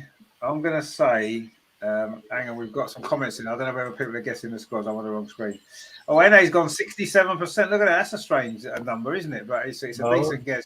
I was thinking maybe a bit more than that because obviously, apart from Europe, the rest of the competitions we've got decent results in. So I was thinking something like 72 or 73%, something like that. I was thinking in the 70s maybe, but it might. I don't know. I know for a fact his percentage for the WSL is actually really high. It's when you consider everything else. WSL, but yeah. Oh, I've missed one out for you. I'm trying to forget. It'll be about 65% in the league, won't it? It's higher than that. Well, it was 31 out of 41 in the league, which is about 75%. Yeah, 76% rate in the league, 7 from 41. Overall, I don't think it's going to be far off that overall. Yes, we've lost a few games in the Champions League, which is going to knock it back. But then, we've won the Conti Cup. We reached the semi-final of the FA Cup. We reached the final of the FA Cup while he was there, those few games there. So the FA Cup's pretty decent. Yeah, I'm going to stick. I'm going to go. I'll go 74. I'm going to go 74. I'm going 74. Okay, 74. I'm going for that. That's my guess. NA's gone for 67. He's in the chat there. So that we've had two guesses in. We just need Matt and Andreas's guess, and then we can get the answer. So I'm trying to work out. I'm just calculating. Terry's gone higher. You wouldn't expect anything else from Terry. He's got 84. Oh no, his 84 would have been more if Super Gem was brought back earlier. It'd have been 99 if Gem Beatty had played all the games, wouldn't it? I will get Jen Beatty to make your next birthday cake, Terry. Yeah. I say 71%. Oh, 71. Andreas has gone 71, a bit lower. Richard's got 72. Andreas got 71. I said 74. Oh, 74, sorry. 74. Yeah, I've gone 74. Andreas has gone 71. NA's gone 67. Jafar's gone 75. He's got the highest one so far because of the. See, you say because the injuries go. See, 75 is really high. So actually, I'd have thought you'd have gone lower, taking it. But we've still won a lot of games. It is tough to work out actually. But I'm going 74 anyway because that's why I'm happy with that guess. So working out all the teams and everything that we've lost to. I've got 13 teams that we've lost to. Something like that. So really? 13, wow. Birmingham United 3 times, City once, Barcelona, Chelsea, Barcelona, Hoffenheim, Wolfsburg. You must have lost to Chelsea twice or 3 times, haven't we? 3 times. 3 times in the Conti Cup and 3 times. 3 times in the FA Cup and in the final. Last 3 seasons, we lost the FA Cup all 3 times. Lost then. So then you're probably I've lost count. The draw against West Ham. No, no. Chelsea. See, I'm just losing the amount of guys. I would probably say 68%. Ooh. I think someone said 68. I didn't want to say 69. No, NA said 67. So Richard says 74, Andre says 71, Richard and Matt says 68. Yeah. So, and what does Amar say? Well, I worked it out. It took me, after much working out, it took me that he's been in charge of 79 games as Arsenal head coach. He's won 53 of them, which equates to about 2/3, which is 67%. Wow. NA got that spot on. Look, 67%. Wow. Yeah, Did you get your calculator out to work that out? Or did you just guess? Because if you guessed, that was an amazing guess. No, I worked it out. It's 53 wins in 79 games, so it's not bad. No, it's a very good record. It is a very good record. Unfortunately, Right. it's not been quite enough wins to win us a few more trophies along the way, but we'll take it what it is. It's a good record. He's done well. 67%. Wow. So I was a little bit over well, me and Andreas are both a little bit. That's not far off. 68 was close. But Matt was obviously the closest from us, which was good. And then I got it spot on, so that's really good, isn't it? Jeff Ross says the fact that we actually won the Conti Cup, reached the semi-final of the FA Cup, and semi-final of Champions League with these injuries. That's why I'm going for 75. Oh, right, yeah. We didn't reach the semi-final of the FA Cup, though, did we? We got knocked out by Chelsea in the fifth round. So last 16, yeah. Yeah, the season before we reached the semi-final, but not this season. But yeah.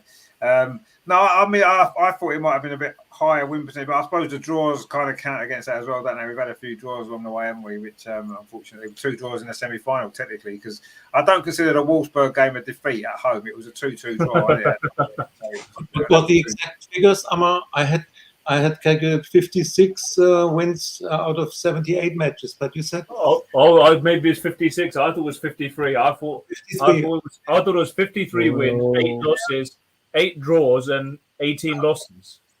Okay. Something like that. Maybe I'm wrong. Oh, I don't know. No. You're probably right. But I just wanted to know the exact figures. So I was not so far. I thought it was. This needs checking, but I thought it was 53 wins, 8 draws, and 18 losses. Something like that. Yeah, maybe, I don't know, maybe something like that. We can work it all out later, I suppose. But yeah, that'll do. And NA says, I was thinking of all those losses in the Champions League last season, the draws in the league. Yeah, I mean, I thought the Champions League was going to knock it down, obviously, because last season in particular, we lost 50% of the games in the Champions League that we played, didn't we? So, that would have obviously knocked it down overall. But I mean, 67% is still a decent win ratio in nearly 2 seasons, pretty much. That's not a bad effort, is it? So we have to be very, very happy with that so far. When you bear in mind the injuries that we've had as well, so it's a great effort, isn't it?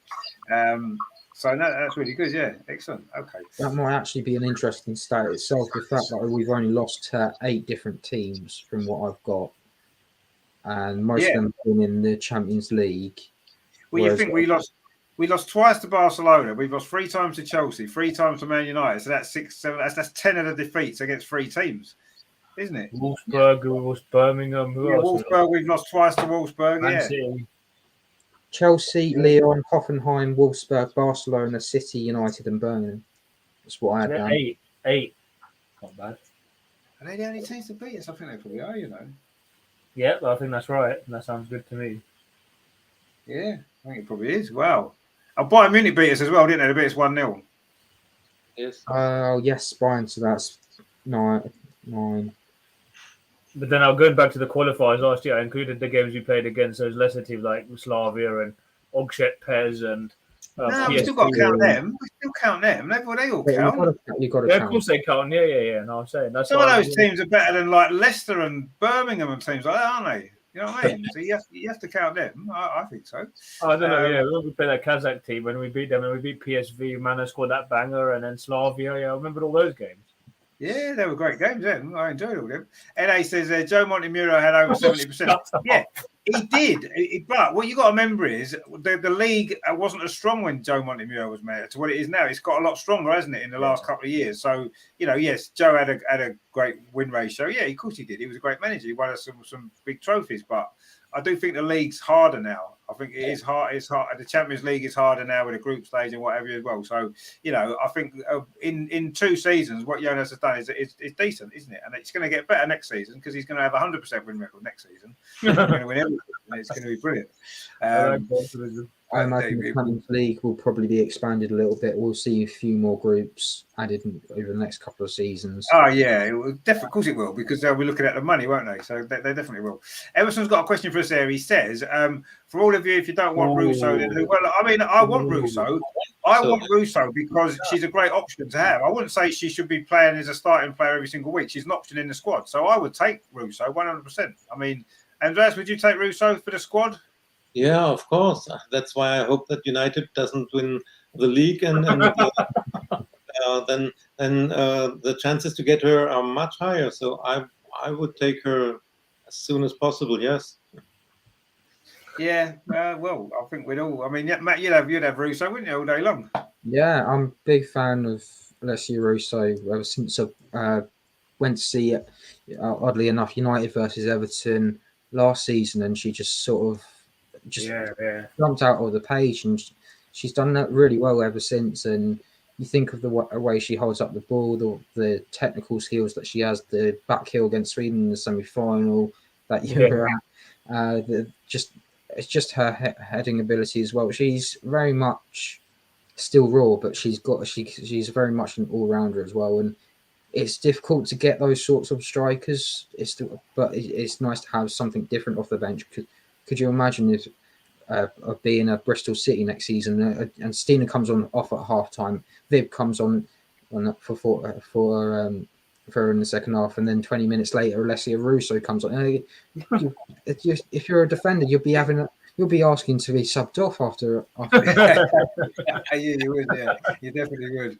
I mean, I agree. I mean, you can never have too many quality players in your squad, can you? So, Alicia. I mean, I still think Stina's a better all-round player at this moment in time, but Russo's younger and she's going to develop, and she's got great qualities, and she would be a great addition to the squad, 100%. And was she worth the record bid in January? I'm not sure if she would have been worth that much, but she's definitely a player I would like to see. I mean, Amar, would you want Russo next season? I'm sure you would. Of course, yeah. I think she brings a lot, and she brings a lot. She'll certainly bring goals and physicality and aerial ability.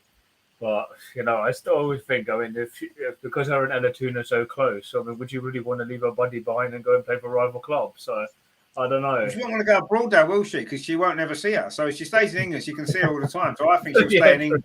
If she's going to stay in England, the only club she'll come to will be Arsenal. She won't play for any other club in England. Oh, I don't know. Who would you rather have? I mean, there's so many good strikers in Europe, but I know she's up there with one of them. But I'm struggling to think who else I'd want instead of her. But it depends what you're kind of looking for, isn't it?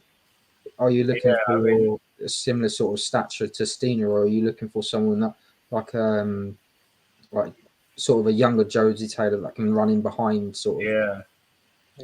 It's tough. There's so many good forwards out there, but I think she'll be on the priority. She'll be high on the priority. Yeah, we clearly want her, don't we? We wouldn't have put in that bid in January if we didn't really want to buy her. So I'm sure we're going to be in a massive favours. I'm sure we're going to, as long as she doesn't sign a contract, which the rumours are she's not going to, we're going to be at the front of the queue, aren't we, to get her? And she's an Arsenal fan anyway, so I'm sure she wants to come. But let's see what happens, really. Emerson says 46% he went for. No, 46%. That's a bit low. Come on, give Jonas a bit more credit. 46%. That's 46. Really 46 in the Champions League, maybe, but certainly not in all the games put together. Jeffar says, I always say with Caitlin Ford and Kim Little, we would have won that game against Wolfsburg. Yeah, easy to say that, though. But it's easy to say. Potentially, we've got to. I mean, I think if Leah Williamson had been fit in that second leg, we may well have won. If Meadow might have been we'll never know. We will never know, will we? And we can speculate about all we like and say yes, we would have won. Hopefully next season we'll get the opportunity to show that, because we'll have those players fit when we play these big games, and we'll see, won't we? And let's hope that we do. I know he's put another one. Leon beat us. They did, yeah. Leon beat us 1-0 at the Emirates, didn't they? In the game when Viv got injured. So that's another team to beat us. That's a good one. Yeah, I forgot about that. They did as well. Yeah. See, another 2 defeats in the Champions League, Lyon and Bayern Munich. So that's what's let him down, hasn't it? If our record in the Champions League was better, his win ratio would be up in the 70s, wouldn't it? Easily, if the Champions League record was better.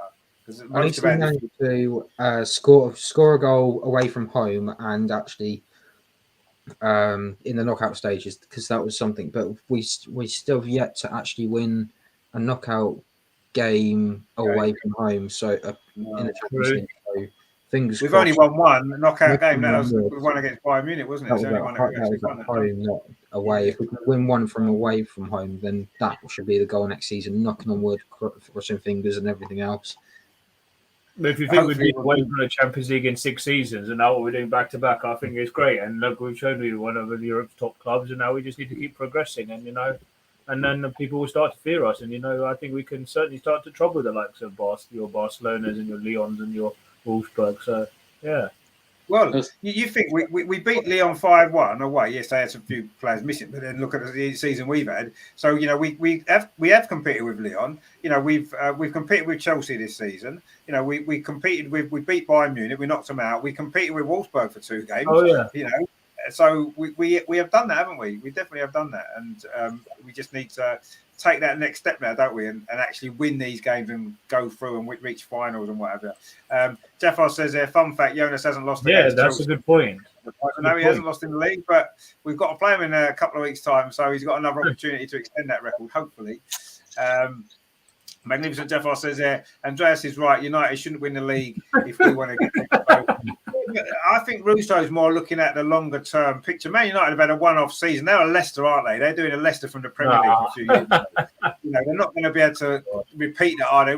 Russo knows that. Let her have 1 title medal with United, then she'll come to Arsenal and she'll win 5 in a row with Arsenal. That's fine. You know what? It would be so. I know I've said this about United, and eventually they're going to fail. But if you look at them in the Champions League, they're going to end up in pot 4. They're going to end up playing either a Barcelona or a Lyon in that group. They'll just they won't know what to do. They'll be like headless chickens. They'll be running around for 90 minutes not knowing what to do. Yeah, but their manager isn't it? Their manager isn't tactically good enough in the Champions League, I don't think. And he'll get found out. I rate Mark Skinner highly as a coach. But they'll recruit well in the summer. I think the recruitment's been pretty good if you think about it. But not in Champions League. The bigger elite teams in Europe, they're going to have to take that next step. And, it'll be good for them in a way. It'll be a good learning curve for Mark Skinner because I think he's a good coach. No, I think he's a good coach, but I just don't think he's top elite level when it comes to the Champions League. I don't think he is, and I think he'll get found out. I mean, you got to think, man, I've been so lucky this season. How many goals have they got in the last minute of games where they shouldn't have won? It's ridiculous. At the Emirates, for example, the recent game against Aston Villa, they do it all the time. They've been lucky. They're not going to get that lucky next season, are they? They're not. I know Chelsea get lucky every season, but that's because Emma Hayes has got some sort of voodoo doll on football, hasn't she? But Man United won't get that lucky again. I don't think. I think that's it. NA says there, Rich sleeps on a Steiner pillow. Well, I would sleep on a pillow. You're right. I definitely would. I'll have to get one maybe for Christmas. What are you trying to imply? Jafar says if we don't get Russo, should we go for another striker or invest the money on the DMs and the defence? Personally, I would love if we invest heavily on the defence and DMs. Striker will be a bonus. I think we're a little bit. I think we're a little bit short of options in attack, aren't we? So I think we do need somebody because, we've seen, haven't we? Stina's had to play every single game and she's done well, but we can't just have one striker.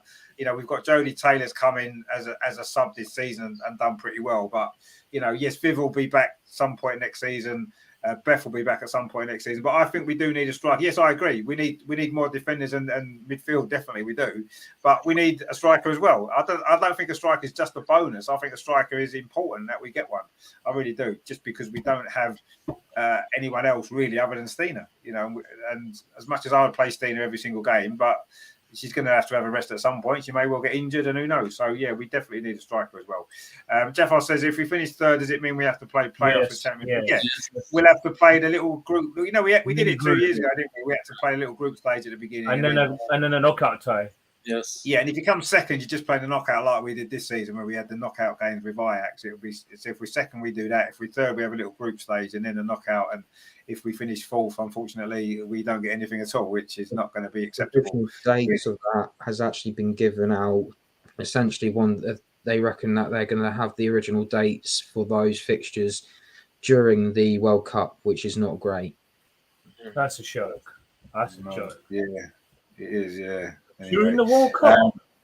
So this will be the preliminary. They'll be all like. Well, they're going to have to, aren't they? Because every season they've been in sort of July, haven't they, or early August, and that's when the World Cup's on. So they're probably not going to have much choice, are they? Just to get them fitted in.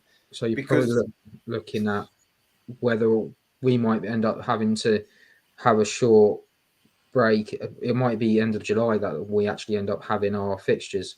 Which fans just like what? Potentially that, or it could even be start of August where we actually end up having these fixtures. It's just bizarre because it doesn't give us a lot of time. It's almost like we're praying that half our squad's not going to be. And quickly a side issue. Side issue as well. And you've got the new Nations League competition coming in as well. I don't want to go into it, but I know. So I won't delve into that too much, Richard. I know we all like, but what good is this going to do for people, players' welfare, and well-being? I know we've talked about it so long. Why do they have to play all these needless extra games? Ridiculous, absolutely ridiculous. It is ridiculous, and it's almost like what's happened is, and we've said it throughout the season, really, that the people that are in control of all this, that what they've seen is that they want to cash in on the popularity of women's football, so they're going to throw games at it to make as much money as they can. That's all it's about. They don't care about the players, they don't care about the fans, they don't care about nothing. And it's wrong, and someone needs to stand up to them and say, you know what? No, we're not doing this ridiculousness. I mean, does anyone know why the World Cup's so late actually, and not in sort of June? I know the season's finishing a bit later, but why are they playing the World Cup so late? The temperature in Australia and New Zealand, because it's their. Oh yeah, no, it's their winter, isn't it? It's the winter there, isn't it? It's their winter, yes. It's the start. It's the start of their winter where it's cooling down a little bit more cooler, whereas. Because it's what was it? Was it Japan and Korea where all the players were in ice? Ice baths by themselves for after each match because they just couldn't because of the heat. It's that sort of temperature. Yeah, I mean, I don't think New Zealand's that. I don't think the temperature of New Zealand's that unbearable. Australia can be, but July is their sort of winter, isn't it? It's like January here, isn't it? So I know it's not the same because even their winters are quite warm compared to ours. But even so, I mean, I was a little bit surprised they played it that late, actually. But anyway, Terry says their Super Gem played up front for 5 minutes and scored. Imagine what she could do in 90 minutes.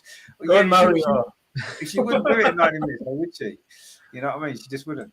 Ena's got a question for Andreas. He said, with the impending arrivals of Harder and Ericsson, what did it mean for Sydney Lawman? I want her at Arsenal. Yeah, she's a good player, Sydney Lawman, actually. That should be good. I mean, yeah, do you think they might obviously have to offload some players, obviously, if those two are coming in from Chelsea, as seems to be what's been said? No, Sid Lohmann is one of my favorite players at Bayern Munich, besides Georgia Stanford. I don't think that Bayern will let her go because she came from the own youth teams, and she turns 23 next month, so she's the heart of the team for the next years.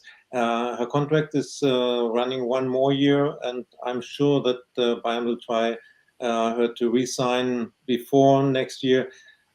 If she considers to go, then of course England would be an opportunity for her because she has this physical playing style, and I think she would fit in the WSL very well. Of course, I would be happy if she signs with Arsenal, but I think she will stay. And Bayern is building something.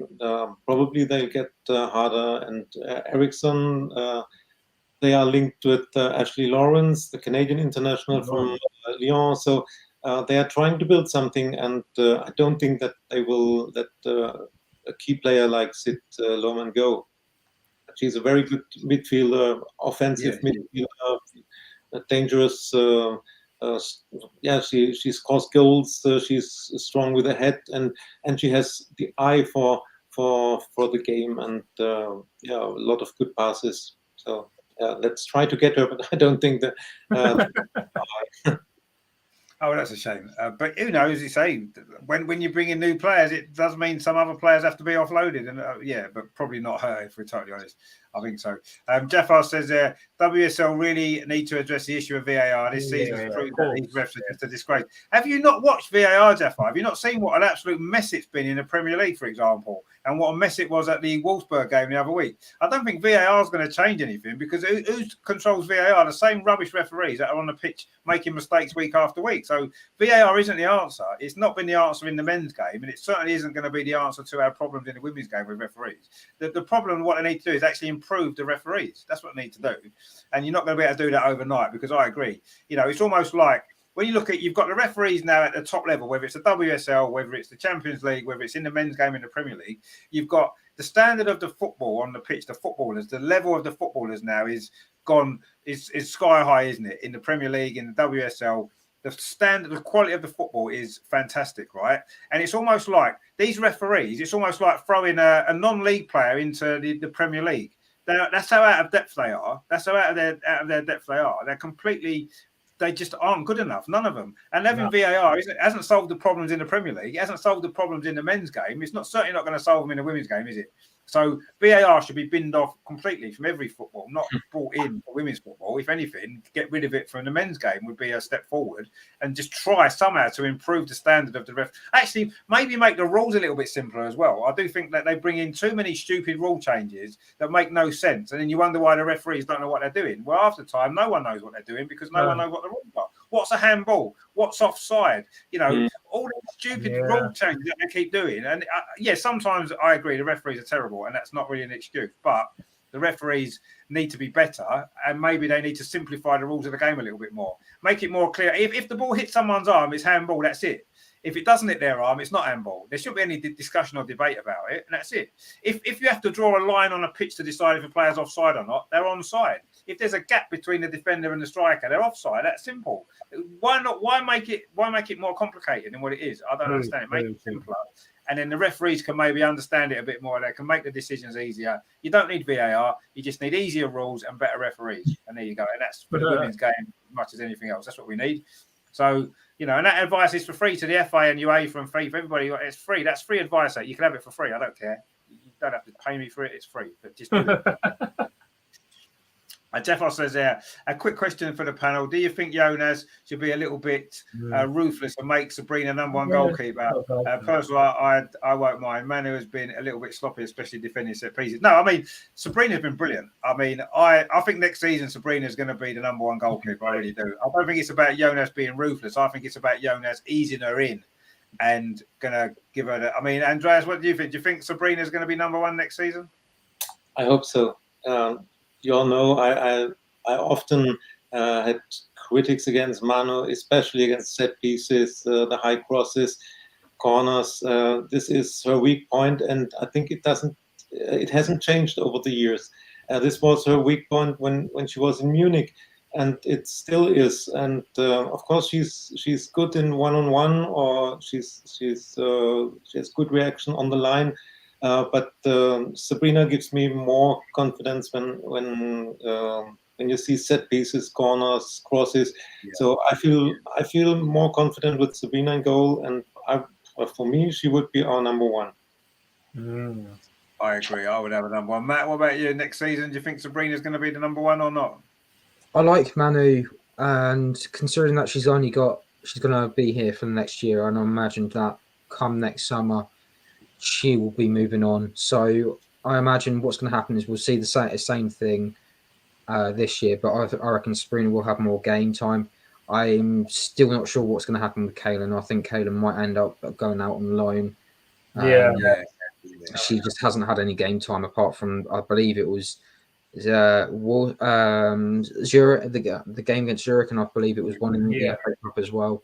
So she needs game experience and somewhere in the Championship or somewhere where she can get game time, maybe a Bristol City, somewhere like that, so she can get used to the league. Might suit her a little bit better. But don't wish that on her. They're going to let in about 1 million goals next season. Don't wish her on Bristol City. But you look at some of these goalkeepers. Emily Ramsey, for example, she has never got a chance at Man United. Goes to Everton this season. She's been outstanding, even though she's been in and out of the team with Courtney Brosnan. we've got other goalkeepers as well. Sandy McIver wasn't getting a sniff at Man City, goes to Everton. Yeah. They're in a relegation battle. She's done really well. Then she ends up going back to Man City, and now she's not getting any game time. So it's just, you never know. But I think sometimes you have to take the hard lines. It's almost like a Pickford or a Ramsdale situation where you have to do all the hard grafting, working in the lower level teams before you can become a great goalkeeper and be a number one for another team. I reckon that Sabrina will be the number one come maybe even from January. Maybe that's when Manu decides that she doesn't, she wants to leave then, and then she be a bit closer to her family and everything else. And Sabrina comes in from January, and then maybe Kaylin comes back and becomes number two. Yeah. Yeah, I can see Sabrina being number one next season. She's got all the attributes that you want in a goalkeeper. She's brave, she's strong, she's a great shot stopper. She's been brilliant, and I think that's going to happen. I mean, Emma, did you think? I mean, it's more not. I think we all know Sabrina's good enough to be number one. Do you think Jonas, as has been mentioned, is he going to be brave enough to make that decision and make her the number one, or do you think he's going to? Obviously, Manu signed a new contract. Do you think he's going to maybe stick with her for next season and be like this season Sabrina plays in some of the games? Or do you think he's going to say, you know what, you're ready to go? And I mean, he brought her in, so he must fancy her as a goalkeeper. Yeah, it's a tough one to call. She has looked very impressive. She's come in very solid, kept us in games and some big saves, and her handling is a bit better. Not that I have anything against Manu, she's been terrific for us. But maybe I think it's time. It's about time it's time that he did give Sabrina more of a chance and possibly make her the number one. Yeah, I could see that happening. I think that may not go down well with everybody, but sometimes you have to be a bit more ruthless. And with what he's seen, if he gives her some more game time just to prove herself a bit more, I think she can be the number one in the long term for sure. But it remains to be seen. Yeah, and I don't know about Kaylin, but let's see. I don't know about other keepers, but I quite like Hannah Hampton, for example, from Aston Villa. I'm not saying she'll probably want a bigger move, but I think she's a very solid keeper. So they look to maybe send her to a bigger club. Who knows? But not to a bigger club. I mean, to give her tender out. I don't know whether Aston Villa would be wanting to let her go, but yeah, let's wait and see. But I think Sabrina could well be the long-term number one for us. I think long term it definitely will be. It's just will it be next season? That I think that's we'll have to wait and see. But yeah, I'd like to see her be given opportunities in the bigger games, because this season when we played the big games, Manu's always played, and then Sabrina comes in for a game against Leicester or something like that, doesn't she? As opposed to playing in those big. I'd like to see her play against Chelsea. Actually, I would like to see. It won't happen this season. I can't see it, but I'd like to see her playing a game like that to see how she handles them sort of games as well, because we know she's handled all the other games that she's played. But I want to see her have an opportunity in a big game, really, just to see how that would really work out. LA says, peace and love for all you guys. Keep it up. Been a pleasure. Great to have you in with us. Hopefully we'll see you again very, very soon. Jeff says, did I just hear a link with Ericsson from Chelsea? Yeah, not to Bayern Munich, not to Arsenal. It's Bayern Munich that are interested in Ericsson, not us, unfortunately. Terry says, only defender I'll take from Chelsea is Bright. Well, I think we'll definitely take Millie Bright. There's no doubt about that. As she's a very, very good defender, isn't she? But that's never going to happen, is it? Let's be honest. Can you imagine Emma Hayes sending one of her best players to Arsenal? Absolutely no chance. No, how the hell should she do that? It's like sending Viv to Chelsea. You never know with anyone. No? He might turn around and decide that he wants to play baseball with those teams. So he's probably going to say he wants about 14 players up front and no one in goal. So maybe that's what's going to happen in our game. Bear in mind that they brought another goalkeeper. So they're going to have about 4 goalkeepers next season, which is ridiculous. It is. With Chelsea? Yeah. They brought the Belgian goalkeeper. Oh, yeah, Nicky Everard. That's right, Nicky Everard, yeah. So it's just bizarre. I would not like to be... Actually, they've got so many players out of contract. I think they have more than anyone else. I think it was about 10 players that they had out of contract. Yeah, they're all good. There are a lot of. I think Chelsea are going to start their rebuild actually this summer. I think that's what's going to start. They will have a lot of players go and bring new players in, and might give us a chance next year to capitalise on that, because we may be a little bit more settled maybe next season, because Chelsea have had such a settled team, and I think that's been their advantage in the last few years. Yeah, absolutely. We'll see. Jeffos says, who will be your player of the season, Manham or Steiner? I find it hard choosing between the two, but I'll slightly lean it to Manham. What we'll do is, once the season's finished in a few weeks' time, we will do an end-of-season show. We'll go through all the awards for the season, the goal of the season, player of the season. So we'll wait on that one until the end of the season. I mean, obviously, Frida and Steiner are both going to be in contention for player of the season, I'm sure, as will one or two others. There's been lots of great players this season. So, but yeah, we'll do all that at the end of the season rather than doing it now, because there's still 3 or 4 games to go for someone to, if someone who's just on the brink of getting player of the season has a great last couple of games, scores a winning goal against Chelsea, then they're going to get a few more votes, aren't they? There's no doubt. But yeah, obviously, Frida and Steiner have both been fantastic. So they'll both be up there with a chance, I'm sure. So the weekend can officially start now, because the Arsenal Women's Weekly is over for another week. Busy show, because obviously we had to miss last week's show due to Sky deciding to arrange a game on a Friday. I mean, I keep sending them emails to tell them not to use Friday nights for games, but they don't listen to me. They don't listen to anything that we say on this show generally, do they? Jeff says, I hate to say it, where Chelsea are actually very smart in the market. The reason they have been dominating their depth is just great. Yeah, it is. Yeah, and I say they've got a core team, haven't they, that they've kept together, and they've added players to it. Yeah, they have been clever, you're right. And it's the only way you can have long-term success in football. You've got to be clever in the market, because if you have one team and your team gets too old, don't replace them, you're going to struggle. You've got to keep doing it gradually as you go along, and they've done it well. They have, unfortunately. And I suppose Emma, as much as we know how salty she is against Arsenal, she is a great coach. She's a great manager. There's no doubt about that. Yeah, no question. We have to give her credit for that as well, even though we don't like to. But yeah, Chelsea have done it well. But we're doing it well at the minute, I think, and we're building something now. And I think what we're building could well be long-term sustainable as well. And let's hope in the next 4 or 5 years we go on and have as much success as Chelsea have had, or not more than they've had. Certainly Champions League, because Chelsea have never won that, you see. We're still the only English club to win the Champions League. They'll never do that, will they? So they'll have to get used to that, unfortunately. So tough luck, Chelsea. But no, you're right. They have done well. Obviously, they've done well in the market. So anyway, that's the Arsenal Women's Weekly for another week. It's been a great show, actually. I really enjoyed it. Lots to get through. Lots of interesting stuff happened. Lots of great stuff as well. Lots of great games to look back on. And hang on, we haven't talked about Everton, have we? On Wednesday, we need to give a score prediction. So much has gone on. We forgot about Everton. Sorry, Let's do a score prediction. I do apologise. I know it's Matt's local team and he loves Everton, but let's do a score prediction for Everton. It's a big game. We have to win, obviously. Andreas, what are you thinking for Everton on Wednesday?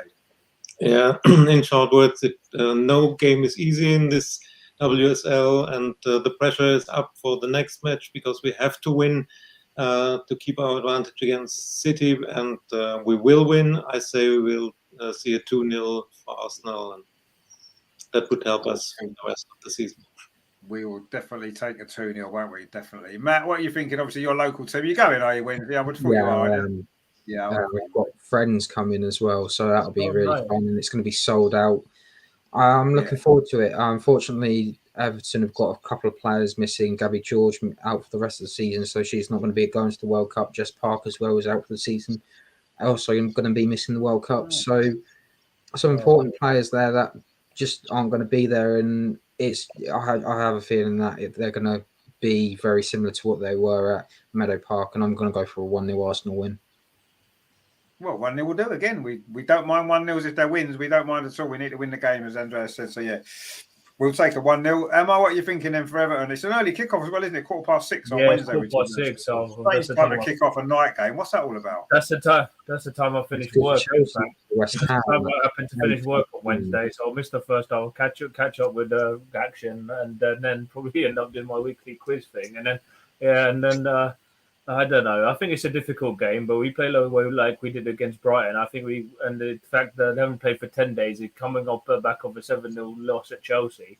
I'm not saying we'll be that one-sided, but I think if we play like we did against Brighton, our players are in form. I think we can go there. I'll stick to what I did last time. I think we'll win 3-1.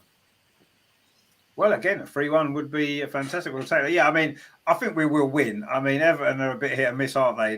They've played some great games this season. They've had really poor games this season. I mean, they got absolutely hammered by Chelsea, didn't they, the other week? So, I don't know. I think we will win, obviously. I'll tell you what, I'm going to go 3-0. I think we'll win 3-0. And I think Steiner's going to get at least one of the goals, if not 2 or 3. Maybe Super Gembiti might pop up. It'd be nice for us to get another one. Your girlfriend will pop up. She's on a bit of a roll at the minute, isn't she? So maybe it's her time to get a goal. So yeah, a 6:15 kickoff. So yeah, thanks to Sky again for absolutely making life difficult for fans as always. I mean, I'll be okay to watch the game because I work from home on a Wednesday and I'll be finished by sort of 5ish hopefully. So it'll be fine. But it's a ridiculous time if you want to go to a game and most people work until 5 o'clock and you've got to go to a game that starts at 6:15 on an evening. Ridiculous. I mean, who even thinks of these kickoff times? It's crazy. But anyway, it is what it is. Sky once again showing how much they care about football and fans and everything else. But we don't care because we're going to win the game and that's the most important thing. And Matt's going to have a great time and that's even more important. So we don't care. Whatever Sky do, we're going to still be here and moan about it probably forever because they're not going to change, are they? Jeffo says, I'd love to see what Jonas will do with Palova next season when all our best players will be back. I think she deserves game time. Yeah, she deserves game time. She's not only still killing the ball, as you say there, but she's also got that little physical bit about her. And she'll stick in tackles and stuff like that. So she's got an all-round game. I quite like that. So we'll see. Jeffo says, should we loan out Gio? I think she still needs a loan. Well, yeah, potentially. When we brought her back from loan, didn't we? But I don't know. She's a bit injured now, so who knows? But yeah, I think she may well go on loan again next season. We'll have to see. But it'd be nice to see her playing more because she's got potential. I think she looked quite good against Brighton. I thought when she come on until she got injured. So we'll see what happens there. Anyway, I say we are done. I am back on Sunday, of course, for the men's game against Brighton.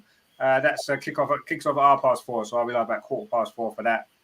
Of course, Wednesday, the Everton game, I'll be here about 6 o'clock for that one, a bit early, but we'll get that done. And that will be that on Wednesday. Of course, next Friday, we'll be back, of course, with the Women's Weekly show, looking ahead to the biggest game of the season that usually is, isn't it? Chelsea, of course, next Sunday, which is going to be exciting, isn't it? So loads of great stuff coming up over the next few days as well. Terry says, great show tonight, chaps. I've learned a lot. Richard Francis, rapper, Matt and Walty, and Andreas is just a big flirt. Take care, Chelsea. And you love Super. Well, of course, we know you love Super Gen, so that's fine, isn't it? I think we kind of figured that out, Terry, anyway. But so when's the wedding, Terry? Yeah, well, he's got to ask her first, doesn't he? Let's be honest. I mean, we'll have to see. But yeah, so we've all got our favourites, haven't we? That's the way it is, isn't it? That's the way it goes, isn't it? We've got. It's not wrong to have a favourite, is it? We've all got one, and that's fine. So yes, that's the show. Andreas, have you enjoyed the show this week? It's been it's been a busy show, lot to get through, but it's been good fun. Yeah, I was waiting desperately for the show just to discuss all this stuff with you all. This was really great. I enjoyed it. Yes, and I have a great weekend ahead because I'll be at the FA Cup final and in Wembley on Sunday. Oh, of course. Of course, I would love to see Arsenal in the cup final, but to see it positive, I can go very relaxed to this and just enjoy a good piece of football. Who do you want to win? It's tough. I think Chelsea will win 2-1. That's what I would probably say. Yeah, they do tend to win finals, don't they? Quite often, especially at Wembley. So I wouldn't be surprised if they did. But I don't know. I don't like Chelsea winning anything really. I like seeing Emma's face when they lose. It's more fun, isn't it? So I kind of hope Man U win just for that reason, really. But you don't want Man U to do a double, though, do we? That wouldn't be good, would it? So. Anyway, let's see what happens. It'd be nice if Chelsea won nothing, though, wouldn't it? I think that'd be quite good for a change. Matt, folks coming on the show. Good to see you live. Have you enjoyed it? Yeah, I've always enjoyed it, and it's great to be back. I know I've been here and there and everywhere, but it's nice to go back and talk to all of you. And I obviously didn't get to meet up because of issues at the Wolfsburg game, so it's nice to catch up on and just talk about the women's game. Yeah.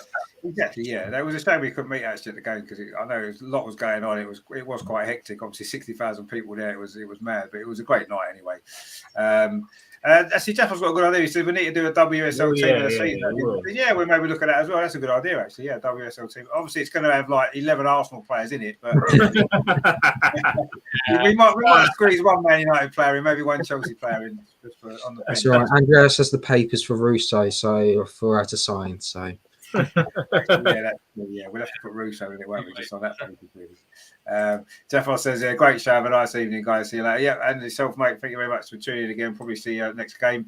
Amar as well. Good to see you again. You actually wasn't quite as late this week either, which is nice. Have you enjoyed the show? Yeah, well, it wasn't too bad. Yeah, didn't rush my dinner. It'll be good. Be good, yeah. Sorry, I will be sending in some videos in next week just to let you know. I'm after watch the Everton game. Fortunately, I've got a work social next week, and at the O2 Arena we're going 10-pin bowling. So unfortunately, I won't be able to make the show next week, as much as it pains me to say it. But I will be sending in some videos to with my review of the Everton game and also a preview of the Chelsea game as well. So look out for that. Oh, fantastic. Well, it's a shame you're not here, but as long as if you get some videos in, that'd be great. At least we can get your contributions to the show, which is always good.